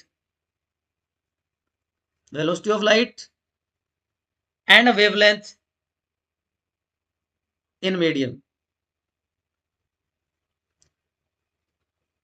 सिंपल सा फॉर्मूला होता है v is equal to C upon n। Velocity of light in a medium is speed of light in vacuum upon n क्या है, रिफ्रैक्टिव इंडेक्स। सो 3 × 10⁻⁴ कितना होता है, 8 मीटर पर सेकेंड अपॉन 1.5, तो कितना आ गया 2 into 10⁸ metre per second. Is it clear? अब wavelength कैसे निकालेंगे मीडियम की? वेवलेंथ अपॉन एन, क्योंकि हमें पहले वेवलेंथ दी हुई है लाइट वेव की। तो 5895 और एन कितना आ गया हमारा 2 इंटू 10⁸, तो इसका हाफ हो जाएगा 3930 एंगस्ट्रोम। Clear to everyone? कुछ बच्चों को अभी समझ में नहीं आई होगी बात, क्योंकि अभी रिफ्रैक्टिव इंडेक्स थोड़ा सा प्रॉब्लम कर रहा होगा कि सर रिफ्रैक्टिव इंडेक्स क्या होता है ना? चलिए पहले आपको अब रिफ्रैक्टिव इंडेक्स बताते हैं, फिर कुछ और न्यूमेरिकल्स करेंगे। रिफ्रैक्टिव इंडेक्स बेटा कुछ नहीं, सिंपल रेशियो है speed of light in two medium, in pair of medium, medium 1 और मीडियम 2। मान लीजिए ये हमारी ग्लास स्लैब है, तो एयर तो मीडियम 1 हो गया और ग्लास स्लैब हमारा मीडियम 2 हो गया। तो इन दोनों मीडियम में वेलोसिटी ऑफ लाइट का जो रेशियो है उसको हम क्या कहते हैं? रिफ्रैक्टिव इंडेक्स, एन या म्यू से इसको रिप्रेजेंट करते हैं। Clear to everyone? अब वेलोसिटी वी होती है। अब देखिए ये 1 एंड 2 क्यों लिखा गया? अगर हम कंपैरिजन करते हैं मीडियम 1 का मीडियम 2 के साथ, कंपैरिजन जिसके साथ है वो बाद में लिखा जाएगा, ऊपर लिखा जाएगा, और जिसके साथ कंपैरिजन है वो नीचे लिखा जाएगा। अगर मैं कर देता medium 2 with respect to medium 1, तो क्या होता? Mu 2 1 is equal to mu 2 upon mu 1,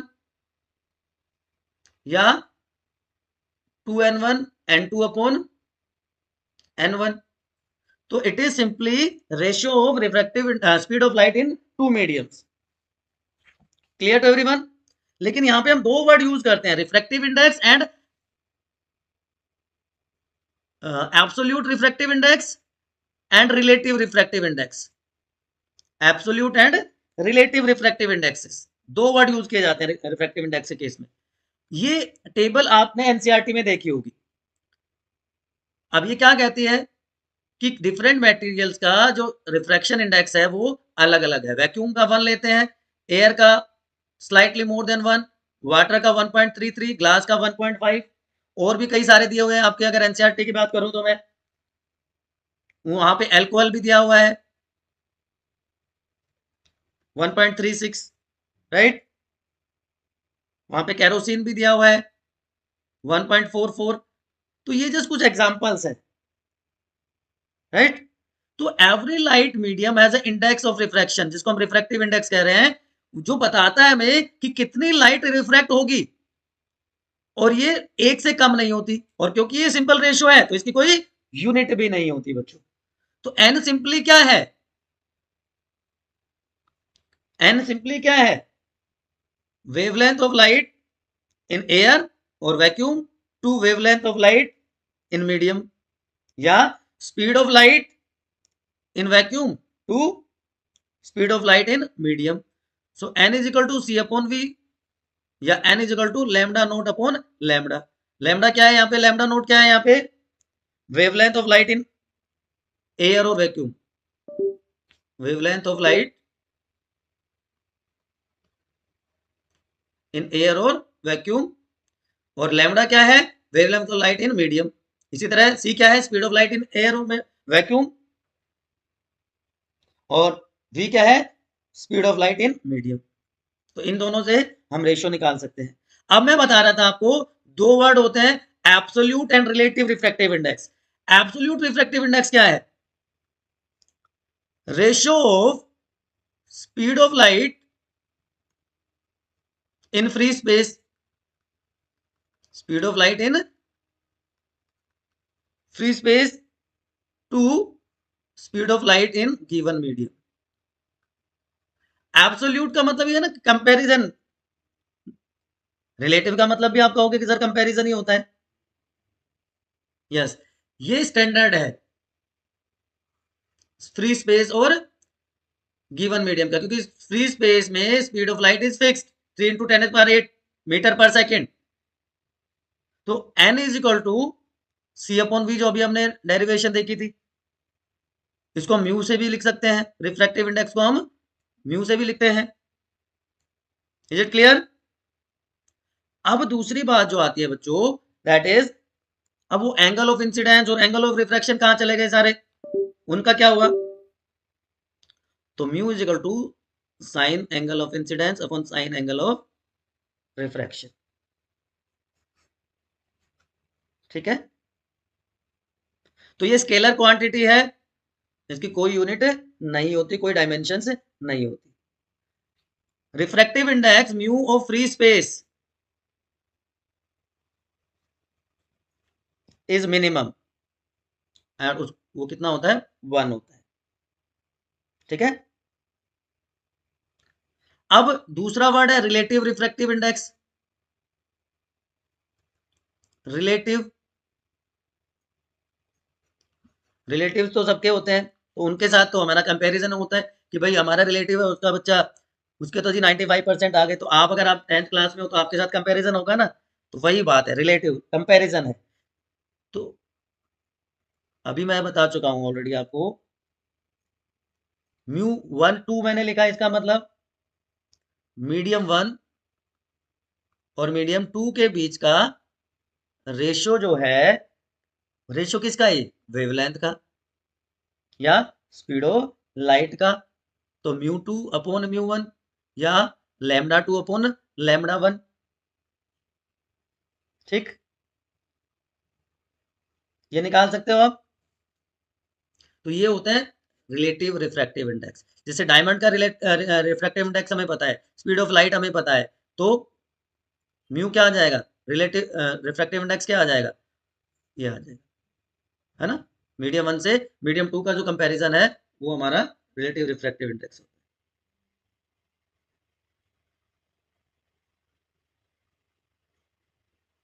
है। Is it clear?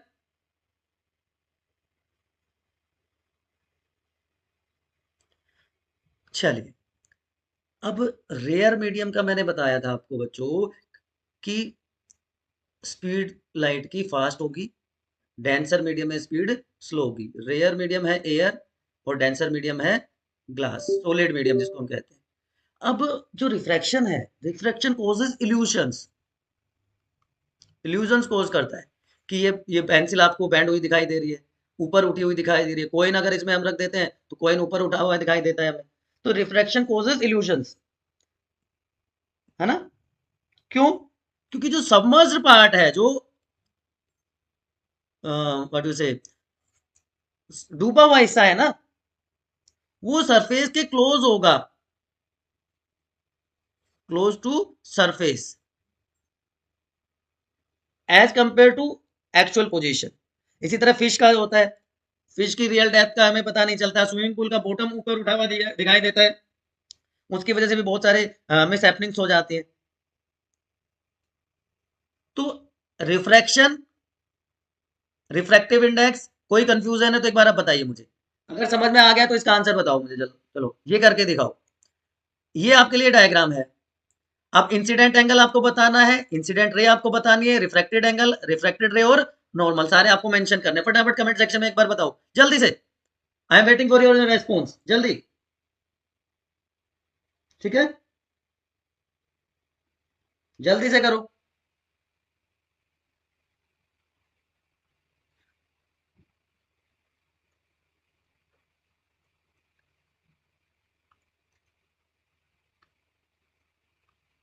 चलो मैं बताता हूँ।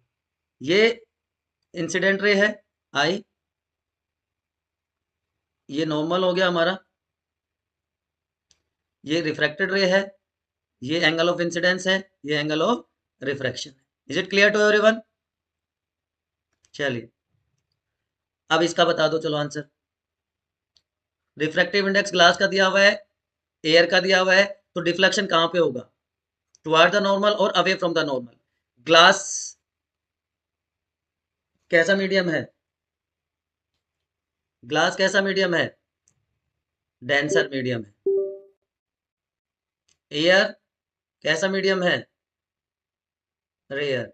तो डेंसर से रेयर मीडियम में जाएगी तो away from the normal, band away from the normal, right.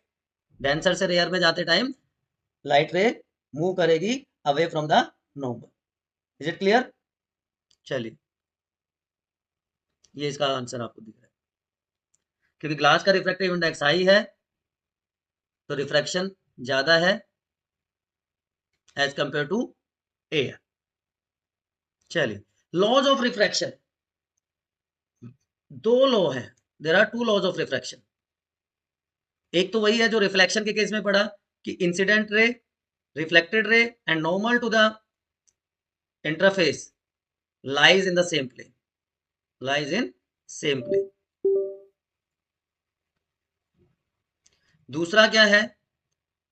Sign of angle of incidence to sine of angle of refraction, इसको स्नेल्स लॉ भी कहते हैं। The ratio of sine of angle of incidence to angle of refraction is a constant and it is known as Snell's law। Clear to everyone? तो Snell's law क्या कह रहा है कि जो रिफ्रैक्टेड एंगल है, एंगल ऑफ रिफ्रैक्शन है, वो डिपेंड करता है एंगल ऑफ इंसिडेंस पे, एंगल आई पे, और दो मटेरियल के बीच का जो रिफ्रैक्टिव इंडेक्स है उनके ऊपर डिपेंड करेगा। ठीक है ना? तो एंगल ऑफ रिफ्रैक्शन हम स्नेल्स लॉ से निकाल सकते हैं, क्योंकि हमें पता है sine i upon sine r is equal to constant. ठीक है? तो ये डेरिवेशन है, ये इक्वेशन है। एन आई क्या है? Refractive index of first medium या मटेरियल। एन आर क्या है? Refractive index of second medium. Theta one angle of incidence, theta r angle of refraction, and sine is sine function. तो n i sine theta one या incidence is equal to n r sine theta r. इस equation से आप angle of refraction निकाल सकते हैं, as simple as that. ठीक है बच्चों? अब इसी से रिलेटेड दो इंपॉर्टेंट चीजें और है। टोटल इंटरनल रिफ्लेक्शन, अगर क्रिटिकल एंगल को हम एक्सीड कर देंगे तो रिफ्रैक्टेड रे जो है वो डिसअपियर हो जाएगी। या दूसरे वर्ड में ये हम कह सकते हैं कि जो इंसिडेंट मटेरियल है, इंसिडेंट रे है, उसका रिफ्रैक्टिव इंडेक्स बहुत ज्यादा है तो वो उसी प्लेन में वापस आ जाएगी और मल्टीपल रिफ्लेक्शंस कॉज करेगी। उसी को क्या कहते हैं? Total internal reflection. जो शाइनिंग होती है डायमंड की, shining of diamond is due to total internal reflection, multiple reflections होते हैं उसमें। ठीक है? और एक वर्ड जो लेटरल इन्वर्जन की हम बात कर रहे थे, लेटरल डिस्प्लेसमेंट, कि परपेंडिकुलर डिस्टेंस है between incident ray and reflected ray, जिसको हम इमर्जेंट रे भी कहते हैं। जब ग्लास स्लैब में से लाइट रे पास होती है, ये ग्लास स्लैब है आपकी, तो ये इंसिडेंट रे है, ये नॉर्मल हो गया, ये रिफ्रैक्टेड रे हो गया, और ये नॉर्मल, जिसको हम इमर्जेंट रे भी कहते हैं, इमर्जेंट रे। तो इन दोनों के बीच की, इंसिडेंट रे और इमर्जेंट रे के बीच का जो परपेंडिकुलर डिस्टेंस है वो क्या कहलाता है? Lateral displacement. Clear to everyone? यहां तक कोई भी कंफ्यूजन है तो एक बार बताओ, फटाफट बताओ मुझे, अदरवाइज हम नेक्स्ट टॉपिक स्टार्ट करेंगे। बोलो फटाफट। यहां तक समझ में आ गई बातें? अगर आप लोग कुछ न्यूमेरिकल्स करना चाहते हो तो एक बार कमेंट सेक्शन में बता दीजिए, अदरवाइज अब शुरू करते हैं लेंस। ठीक है? दो टाइप के लेंसेज होते हैं, जैसे दो टाइप के मिरर्स हमने पढ़े, इसी तरह से दो टाइप के लेंसेज होते हैं, concave and convex lens. Spherical lens होते हैं कि नहीं होते? स्फेरिकल मिरर तो हमने पढ़ा था, आप लोगों को याद होगा। उसके बाद कॉनकेव कॉन्वेक्स मिरर्स हमने पढ़े, और अब बात कर रहे हैं हम लेंसेज की। बहुत सारे बच्चों को बेसिक डिफरेंस नहीं पता लेंस और मिरर का। तो बेटा लेंस क्या होता है? लेंस ऐसा ट्रांसपेरेंट मीडियम का मटेरियल होता है जिसके दो सरफेस हैं, जिसमें से एक या कई बार दोनों के दोनों सरफेस स्फेरिकल हो, तो उसको क्या कहेंगे? हम लेंस कहेंगे, राइट? अब ये कन्वर्जिंग भी हो सकता है, ये डाइवर्जिंग भी हो सकता है। इसलिए दो टाइप के लेंसेज हम पढ़ने वाले हैं, convex and concave lens. Convex जो कॉर्नर्स पे तो हो थिन, लेकिन सेंटर में से थिक हो, और जो लाइट रेज हैं उनको एक जगह इकट्ठा कर दे, कन्वर्ज कर दे, वो क्या कहलाएगा? Convex lens. बेसिक डिफरेंस याद आएगा आपको, बेसिक याद रहेगा आपको कि कहीं से भी लाइट आ रही हो वो इकट्ठी हो जाए एक कॉमन पॉइंट पे, तो क्या कहलाएगा? कन्वर्जिंग लेंस या कॉन्वेक्स लेंस। बीच में से मोटा, डायमीटर ज्यादा, और कॉर्नर्स पे से थिन। जबकि इसका उल्टा करते हैं हम कि कॉर्नर्स पे से तो थिक हो जाए और सेंटर में से थिन, डायमीटर कम हो जाए, और जो लाइट रेज हैं वो डाइवर्ज करती है, एक कॉमन पॉइंट से निकल के अलग अलग डायरेक्शंस में जाए, then it is known as diverging और कॉनकेव लेंस। तो दोनों का डिफरेंस समझ में आ गया? डायमीटर ज्यादा तो कॉन्वेक्स, डायमीटर कम तो कॉनकेव, एंड्स पे थिन तो कॉन्वेक्स, एंड पे थिक तो कॉनकेव। अब कुछ टर्म्स हैं, कुछ वर्ड्स हैं जो रिलेट करते हैं, जो बार बार यूज होते हैं वाइल यू सो न्यूमेरिकल्स, या आप थ्योरेटिकल क्वेश्चंस भी करते हैं, तो वो टर्मिनोलॉजी बहुत इंपॉर्टेंट है जानने की। तो सबसे पहला एक वर्ड आता है जिसको हम कहते हैं अपर्चर। अपर्चर बेटा सिंपल वर्ड्स में कह सकते हो कि जो इफेक्टिव डायामीटर है, effective diameter of the lens, जिसके थ्रू लाइट ट्रांसमिट होती है, या जिसके थ्रू हम कह सकते हैं कि ब्राइटनेस को हम ऑब्जर्व करते हैं। तो effective diameter of the spherical lens, circular outline में, सर्कुलर आउटलाइन का मतलब अगर हम ऐसे बनाए तो ये जो डायमीटर है वो उसका अपर्चर कहलाएगा। ठीक है, तो ये किस पे डिपेंड करेगा? It depends upon amount of light passing through it. ठीक है, तो अमाउंट ऑफ लाइट या intensity of light is directly proportional to aperture, उसके स्क्वायर के डायरेक्टली प्रोपोर्शनल होता है। Intensity of light depend on square of aperture, कि जितनी ज्यादा इंटेंसिटी होगी उतनी ज्यादा ब्राइटनेस होगी। दूसरा इंपॉर्टेंट पॉइंट आता है, that is focal length. Focal length क्या होती है? ऑलरेडी हम बहुत सारी बेसिक चीजें डिस्कस कर चुके हैं। तो फोकल लेंथ क्या होती है बताइए? फोकस और ऑप्टिकल सेंटर के बीच की जो डिस्टेंस है उसको हम क्या कहते हैं? Focal length. तीसरा इंपॉर्टेंट पॉइंट, ऑप्टिकल सेंटर। अब मान लीजिए आपने ये बना दिया, या आपने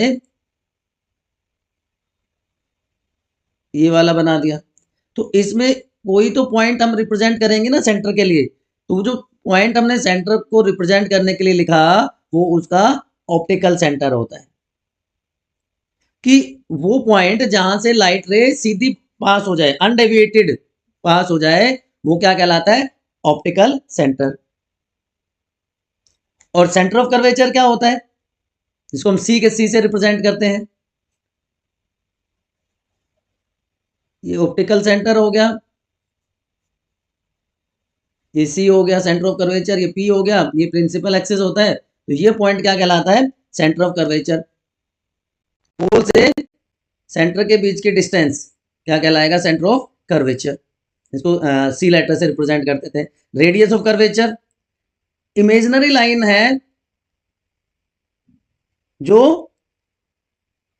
हाफ ऑफ द अपर्चर होता है, हाफ ऑफ अपर्चर। फिर से वही बात आ गई, ये अपर्चर था, इसका हाफ कर देंगे तो क्या कहलाएगा?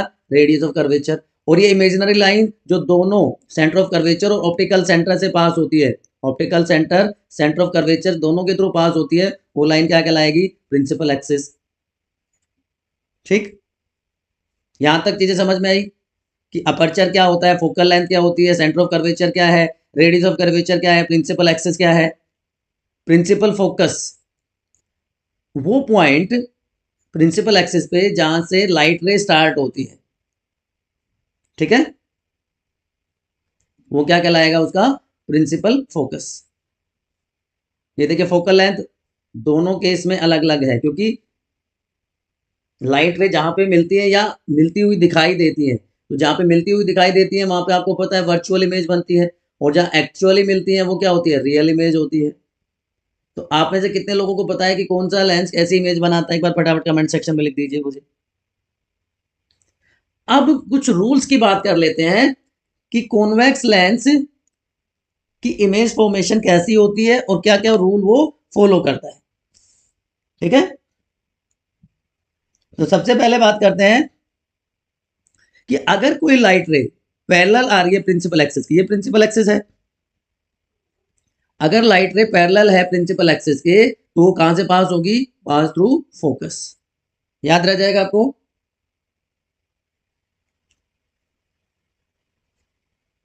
ठीक, सेकंड रूल क्या कहता है कि कोई भी लाइट रे जो फोकस से पास होती है तो उल्टा हो जाएगा, फोकस से जो आ रही है लाइट वो क्या हो जाएगी, पैरेलल हो जाएगी प्रिंसिपल एक्सिस की आफ्टर रिफ्रैक्शन। याद रखना है, after refraction it will become parallel to the principal axis. Parallel आई थी तो फोकस में से पास हो रही थी, और फोकस से आ रही है तो रिफ्रैक्शन के बाद पैरेलल हो जाएगी प्रिंसिपल एक्सिस की। थर्ड रूल क्या कहता है, अगर रे ऑफ लाइट पास कर रही है ऑप्टिकल सेंटर से, तो अभी थोड़ी देर पहले मैंने बताया था ऑप्टिकल सेंटर से जब लाइट पास होती है तो विदाउट डेविएशन सीधी चली जाती है, without any deviation it pass straight. ठीक है, याद रह जाएगा ये भी। तो ये तीन रूल मेनली आपको ध्यान में रखने हैं।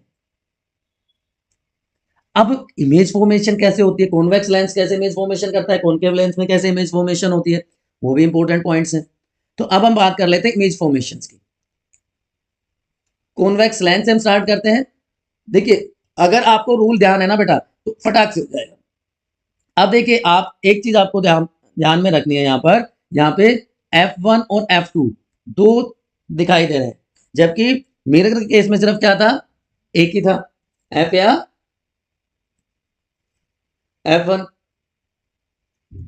सिमिलरली दूसरी साइड में भी F2 और 2F2 दिखाई दे रहे हैं। ये आपको ध्यान रखना है लेंस के केस में। ठीक है, ध्यान रहेगा। इमेज फॉर्मेशन की बातें करें अब हम, तो कॉन्वेक्स लेंस कैसा लेंस होता है, पहले तो आप ये बताओ। स्टार्टिंग हमने कहां से की थी, कॉन्वेक्स लेंस को कौन सा लेंस कहते हैं, कन्वर्जिंग लेंस। ये क्या है, कन्वर्जिंग लेंस है। अब मान लो ऑब्जेक्ट हमारा इन्फिनिटी पे रखा हुआ है, हमें नहीं पता ऑब्जेक्ट कहां पे है, डिस्टेंस नहीं पता ऑब्जेक्ट की। तो ऑब्जेक्ट जब इन्फिनिटी पे है तो लाइट रेज पैरेलल आती हैं, ये सेंटर ऑफ कर्वेचर है, ये फोकस है, ये centre of curvature on other side of the lens, दोनों साइड में सेंटर ऑफ कर्वेचर होगा। तो इन्फिनिटी पे जब ऑब्जेक्ट होगा तो लाइट रेज जो है वो पैरेलल आएंगी प्रिंसिपल एक्सिस के। ठीक है, याद रहेगा। तो क्या होगा, तो इमेज कहां पे बनेगी, एट F2। सारी की सारी लाइट रेज आप देख रहे हो यहां पे कन्वर्ज हो रही है, इमेज यहां पे बनती है, और real and inverted image is formed, real and inverted image is formed, जो कि हाईली डिमिनिश्ड है, आप कह सकते हो पॉइंट साइज है, हाईली डिमिनिश्ड या point size image at focus F2। Clear to everyone. Second case देखते हैं हम, या इसकी यूटिलिटी क्या है, इसको कहां पे हम यूज कर सकते हैं। आपने इस तरह का एक एक्टिविटी जरूर करके देखा होगा, आपके पास लेंस होता है, आप उसको पेपर पे या किसी चीज पे फोकस करते हो तो थोड़ी देर के बाद वो जलने लगता है। इवन आप अपने स्पेक्टेकल्स को भी यूज कर सकते हो, आपका जो चश्मा है ना उसको भी थोड़ी देर तक अगर रखोगे इस तरह से पेपर के ऊपर तो लाइट रेज कन्वर्ज हो जाएंगी और वो भी कागज को जला सकता है, पेपर को जला सकता है। अब सेकंड केस क्या कहता है कि हमारा जो ऑब्जेक्ट है वो बियॉन्ड C1 है, बियॉन्ड C1 है, कि सेंटर ऑफ कर्वेचर से दूर है लेकिन इन्फिनिटी पे नहीं है। तो क्या होगा, बियॉन्ड सेंटर ऑफ कर्वेचर है तो क्या होगा हमारा, आपको मिरर का भी थोड़ा बहुत ध्यान होगा। तो जो इमेज बनेगी बेटा रियल और इन्वर्टेड बनेगी, स्मॉल साइज की बनेगी as compare to the object, क्योंकि जो लाइट ऑप्टिकल सेंटर में से पास होगी वो तो विदाउट डेविएशन सीधी चली जाएगी, और जो पैरेलल आएगी प्रिंसिपल एक्सिस के वो कहां पे मिलेगी, वो कहां से पास होगी, फोकस से पास होगी, पहला रूल था हमारा। और ये दोनों लाइट रेज यहां पे कन्वर्ज करती हैं, तो इमेज फॉर्मेशन रियल और इन्वर्टेड इमेज बनेगी smaller in size as compare to the object between f2 and 2f2। f2 और 2f2 मतलब on other side of the lens. अब अगर सी पे है, अगर हमारा ऑब्जेक्ट सी पे है, सेंटर ऑफ कर्वेचर पे है, तो इमेज फॉर्मेशन कहां पे होगी, या हम कह सकते हैं एट 2f है तो इमेज फॉर्मेशन कहां पे होगी। तो सबसे पहली बात आपको ये ध्यान रखनी है, रियल और इन्वर्टेड इमेज बननी है, ठीक है। रियल और इन्वर्टेड इमेज बनेगी, और जो लाइट रे है कन्वर्ज करने के बाद सेम साइज की इमेज बनाएगी एज दैट ऑफ ऑब्जेक्ट। तो रियल और इन्वर्टेड इमेज बन रही है, सेम साइज की बन रही है। ये लाइट रे देखिए फोकस में से पास होके गई, यहाँ पे पहुंची, और ये सेंटर ऑफ ऑप्टिकल सेंटर में से पास होने के बाद यहाँ पहुंचती है। तो इमेज जो बनेगी सेम साइज की बनेगी, रियल और इन्वर्टेड होगी। तो 2f1 पे था हमारा ऑब्जेक्ट और 2f2 पे हमारी इमेज की फॉर्मेशन होगी, ठीक है। फोर्थ केस क्या कहता है कि हमारा ऑब्जेक्ट f1 और c1 के बीच में है, f1 और c1 के बीच में, मतलब f1 और 2f1 के बीच में, f1 और 2f1 के बीच में है, तो इमेज कहां पे बनेगी, f या 2f भी कह सकते हो आप इसको, f और 2f, क्योंकि इधर तो f2 और 2f2 है। तो f और 2f के बीच में जब हमारा ऑब्जेक्ट है तो इमेज कहां बनेगी। दो चीजें तो आपको याद रखनी है कि रियल और इन्वर्टेड बनेगी बियॉन्ड सेंटर ऑफ कर्वेचर, जो अदर साइड है, बियॉन्ड 2f2, बियॉन्ड 2f2, ठीक है। 2f2 क्या है, centre of curvature on other side of the object है, सॉरी ऑफ द लेंस है। तो highly enlarge image is formed, large size image is formed beyond C2, जो कि रियल और इन्वर्टेड होगी। अब f1 पे है या f पे है हमारा ऑब्जेक्ट, तो क्या हो जाएगा, हाईली एनलार्ज इमेज, ये दोनों की दोनों लाइट रेज कहीं पे कन्वर्ज ही नहीं होंगी, कहीं पे मिलेंगी नहीं, तो इन्फिनिटी पे इमेज फॉर्मेशन होगी एट इन्फिनिटी। तो highly enlarge, highly magnified image is form at infinity, real और इन्वर्टेड तो होगी ही होगी, ठीक है। और लास्टली जब हमारा ऑब्जेक्ट कहां पे रखा हुआ है, between lens and f1, lens और f1 के बीच में, फोकस और पोल के बीच में रखा हुआ है हम कह सकते हैं, तो इमेज कहां पे बनेगी, यहां पे अब ध्यान रखने की जरूरत है। देखिए on the same side of the lens, same side है मतलब बिहाइंड द ऑब्जेक्ट, ये ऑब्जेक्ट है हमारा, इसी की साइड में बनेगी, बिहाइंड द ऑब्जेक्ट बनेगी, तो वर्चुअल और इरेक्ट इमेज होगी, जो कि लार्ज होगी as compare to the object, sorry image, हाँ सॉरी ऑब्जेक्ट ही है ये, यहाँ पे हमारी इमेज। तो ये 6 केसेस आपको ध्यान रखने हैं। मैं एक बार क्विकली समराइज कर देता हूं आपके लिए, आपको चीजें समझने में आसान हो जाएंगी। देखिए आपको क्या क्या ध्यान रखना है, ऑब्जेक्ट की पोजीशन ध्यान रखनी है, आपको क्या ध्यान रखना है, ऑब्जेक्ट की पोजीशन याद रखनी है, ध्यान रखनी है। सेकंड चीज आपको क्या इंपॉर्टेंट ध्यान रखनी है, आपको ध्यान रखना है इमेज की डिटेल, इसका नेचर कैसा है, ये सारी चीजें याद रखनी है, ठीक है। तो ये दो चीजें आप याद रखें। पहले केस में मान लो हमारा जो ऑब्जेक्ट है इन्फिनिटी पे है, ऑब्जेक्ट इज एट इन्फिनिटी, हमें पता नहीं है कहां से लाइट आ रही है, ठीक है। तो रिफ्लेक्शन के बाद जो इमेज बनेगी वो f2 पे बनेगी, फोकस पे बनेगी on other side of the lens. तो रियल और इन्वर्टेड इमेज बनती है जब ऑब्जेक्ट इंफिनिटी पे है, फोकस पे बनेगी एट एफ, और डिमिनिश्ड इमेज बनेगी। ये फर्स्ट केस हो गया। सेकंड केस में क्या होगा, जब हमारा ऑब्जेक्ट इंफिनिटी और F2 के बीच में है, इंफिनिटी और 2F के बीच में है, तो ये तो चीज रियल इन्वर्टेड तो आपको याद रखनी है, सिर्फ लास्ट केस में वर्चुअल इरेक्ट बनेगी। रियल इन्वर्टेड इमेज बनती है F और 2F के बीच में on other side of the lens. Third case क्या कहता है, 2F पे है हमारा ऑब्जेक्ट एट 2F, तो real inverted image formed. 2F पे है तो 2F पे ही बनेगी। फोर्थ केस क्या है हमारा, object is at between F and 2F, तो उल्टा हो जाएगा, F और 2F के बीच में है तो इंफिनिटी और 2F के बीच में उल्टा कर देना है। देखिए 2F पे थी, पहले इंफिनिटी और 2F के बीच में हमारा ऑब्जेक्ट था, तो इमेज कहाँ बनी थी, बिटवीन F एंड 2F। अब हमारा ऑब्जेक्ट कहाँ पे है, F और 2F के बीच में है, तो इमेज कहाँ बनेगी, इंफिनिटी और 2F के बीच में बनेगी। फिर पांचवा क्या कहेगा कि हमारा ऑब्जेक्ट F पे है, ऑब्जेक्ट F पे है तो इमेज कहाँ बनेगी, इंफिनिटी पे। उल्टा हो गया, इसका उल्टा हो गया ये, तो F पे है तो एट इंफिनिटी, लेकिन ये भी कैसी होगी, रियल और इन्वर्टेड। तो देखो आपने ये याद किया, ये आपको याद हो गया, ये क्या, ये हो गया।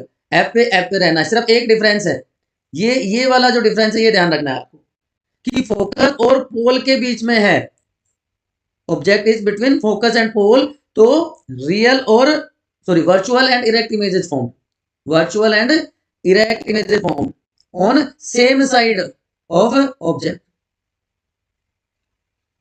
ऑन सेम साइड, तभी तो वर्चुअल और इरेक्ट है। ठीक है, तो ये 6 केसेस आपको ध्यान रखने हैं। पहला इंफिनिटी पे था तो फोकस पे बना, फोकस पे था तो इंफिनिटी पे, तो पहला और पांचवा सेम। इन्फिनिटी और 2F के बीच में था तो इमेज कहां बनी, F और 2F के बीच में। तो जब ऑब्जेक्ट हमारा F और 2F के बीच में है तो इन्फिनिटी और 2F पे इमेज फॉर्मेशन होगी, तो सेकंड और फोर्थ सेम हो गया। थर्ड में तो है ही सेम, F पे 2F पे था तो 2F पे इमेज बनेगी। तो ये 5 केस तो आपको वैसे याद हो गए। और लास्ट में ध्यान क्या देना है कि फोकस और पोल के बीच में अगर ऑब्जेक्ट है तो वर्चुअल और इरेक्ट इमेज बनेगी on same side of the object, और एनलार्ज बनेगी।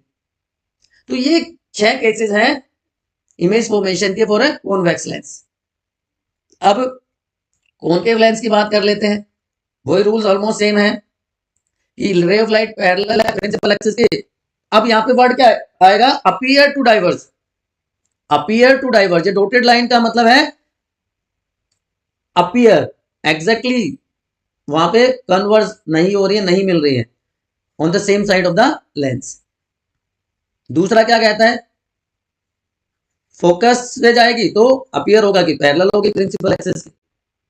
और तीसरा आपको पता ही है, ऑप्टिकल सेंटर में से पास होगी विदाउट एनी डेविएशन, सीधी चली जाएगी सी से सी में। तो ये 3 रूल है, और इमेज फॉर्मेशन 2 ही है कि ऑब्जेक्ट अगर हमारा इंफिनिटी पे है, हम कॉनकेव लेंस की बात कर रहे हैं, कॉनकेव लेंस की बात कर रहे हैं, ध्यान रखना कि ऑब्जेक्ट हमारा इंफिनिटी पे है तो यहां पे वर्चुअल और इरेक्ट इमेज बनेगी स्मॉल इन साइज, डिमिनिश्ड या हाईली डिमिनिश्ड आप कह सकते हो, एट फोकस। फोकस पे हाईली डिमिनिश्ड इमेज जो कि वर्चुअल और इरेक्ट है, कॉनकेव के केस में वर्चुअल और इरेक्ट इमेज बनेगी। और अगर फोकस और ऑप्टिकल सेंटर के बीच में है, ये ऑप्टिकल सेंटर है, ये फोकस है, इन दोनों के बीच में हमने ऑब्जेक्ट रख दिया, तो इमेज तो वैसी ही बननी है वर्चुअल इरेक्ट, लेकिन कैसी बनेगी, स्मॉल साइज की बनेगी या लार्ज साइज की बनेगी, लार्ज साइज नहीं, ये ऑब्जेक्ट है हमारा, ठीक है ना, तो ये इमेज बनेगी स्मॉल साइज की। आप लोग ध्यान नहीं देते हो ना, ठीक है, वर्चुअल और इरेक्ट से स्मॉल साइज, और कहां पे बनेगी, between F1 and optical centre, F1 and optical centre के बीच में। यहाँ पे भी था, आप अगर यहाँ से भी देख लेते तो आप बता पाते। तो ये केसेस हैं इमेज फॉर्मेशन के बच्चों। कोई भी कंफ्यूजन है एक बार प्लीज कमेंट सेक्शन में बताइए। मैंने सिंप्लीफाइड कर दिया है आपके लिए, इससे इजी चीजें नहीं हो सकती हैं। एक सिंगल पेज पे आप सारी की सारी चीजें याद रख सकते हो, सिंगल पेज से 3 केसेस सिर्फ आपको याद रखने हैं, तो कॉन्वेक्स लेंस की सारी इमेज फॉर्मेशन आपको याद हो जाएगी। अब कुछ और इंपॉर्टेंट चीजों के बारे में बात कर लेते हैं। Sign convention, Cartesian sign convention, वही बातें हैं कॉन्वेक्स लेंस के केस में और कॉनकेव लेंस के केस में। फोकल लेंथ कॉनकेव में नेगेटिव होगी और कॉन्वेक्स में पॉजिटिव होगी, हमेशा याद रखना। डिस्टेंस सारी की सारी पोल से मेजर की जाती है, जो अपवर्ड होगी वो पॉजिटिव, जो डाउनवर्ड होगी वो नेगेटिव, जो लेफ्ट साइड में होगी वो नेगेटिव, जो राइट साइड में होगी वो पॉजिटिव। फोकल लेंथ का ध्यान रखना है, कॉनकेव में नेगेटिव और कॉन्वेक्स में पॉजिटिव, कि आप इस तरह से याद रख सकते हो, केव में नेगेटिव रिस्क है। अब देखिए मैंने मैग्निफिकेशन इसलिए नहीं बताया था मिरर का भी, क्योंकि कंपैरिजन करके पढ़ोगे तो चीजें अच्छे से समझ में आएंगी। मैग्निफिकेशन क्या होता है, ये मैं स्फेरिकल मिरर की बात कर रहा हूँ, ये ध्यान रखना। अभी वैसे हम लेंस पढ़ रहे थे, मिरर में ऑलरेडी डिस्कस कर चुके हैं, लेकिन मैं अभी मिरर की बात कर रहा हूँ। रेशियो है height of image to height of object. Height of image क्या होती है, हाइट ऑफ इमेज को किससे रिप्रेजेंट करते हैं, v से। हाइट ऑफ ऑब्जेक्ट को किससे रिप्रेजेंट करते हैं, u से। तो ये रेशियो क्या है, v अपॉन u। ठीक, याद रहेगा, minus v upon u। h dash क्या है, हाइट ऑफ इमेज, h क्या है, हाइट ऑफ ऑब्जेक्ट, ये भी याद रहेगा।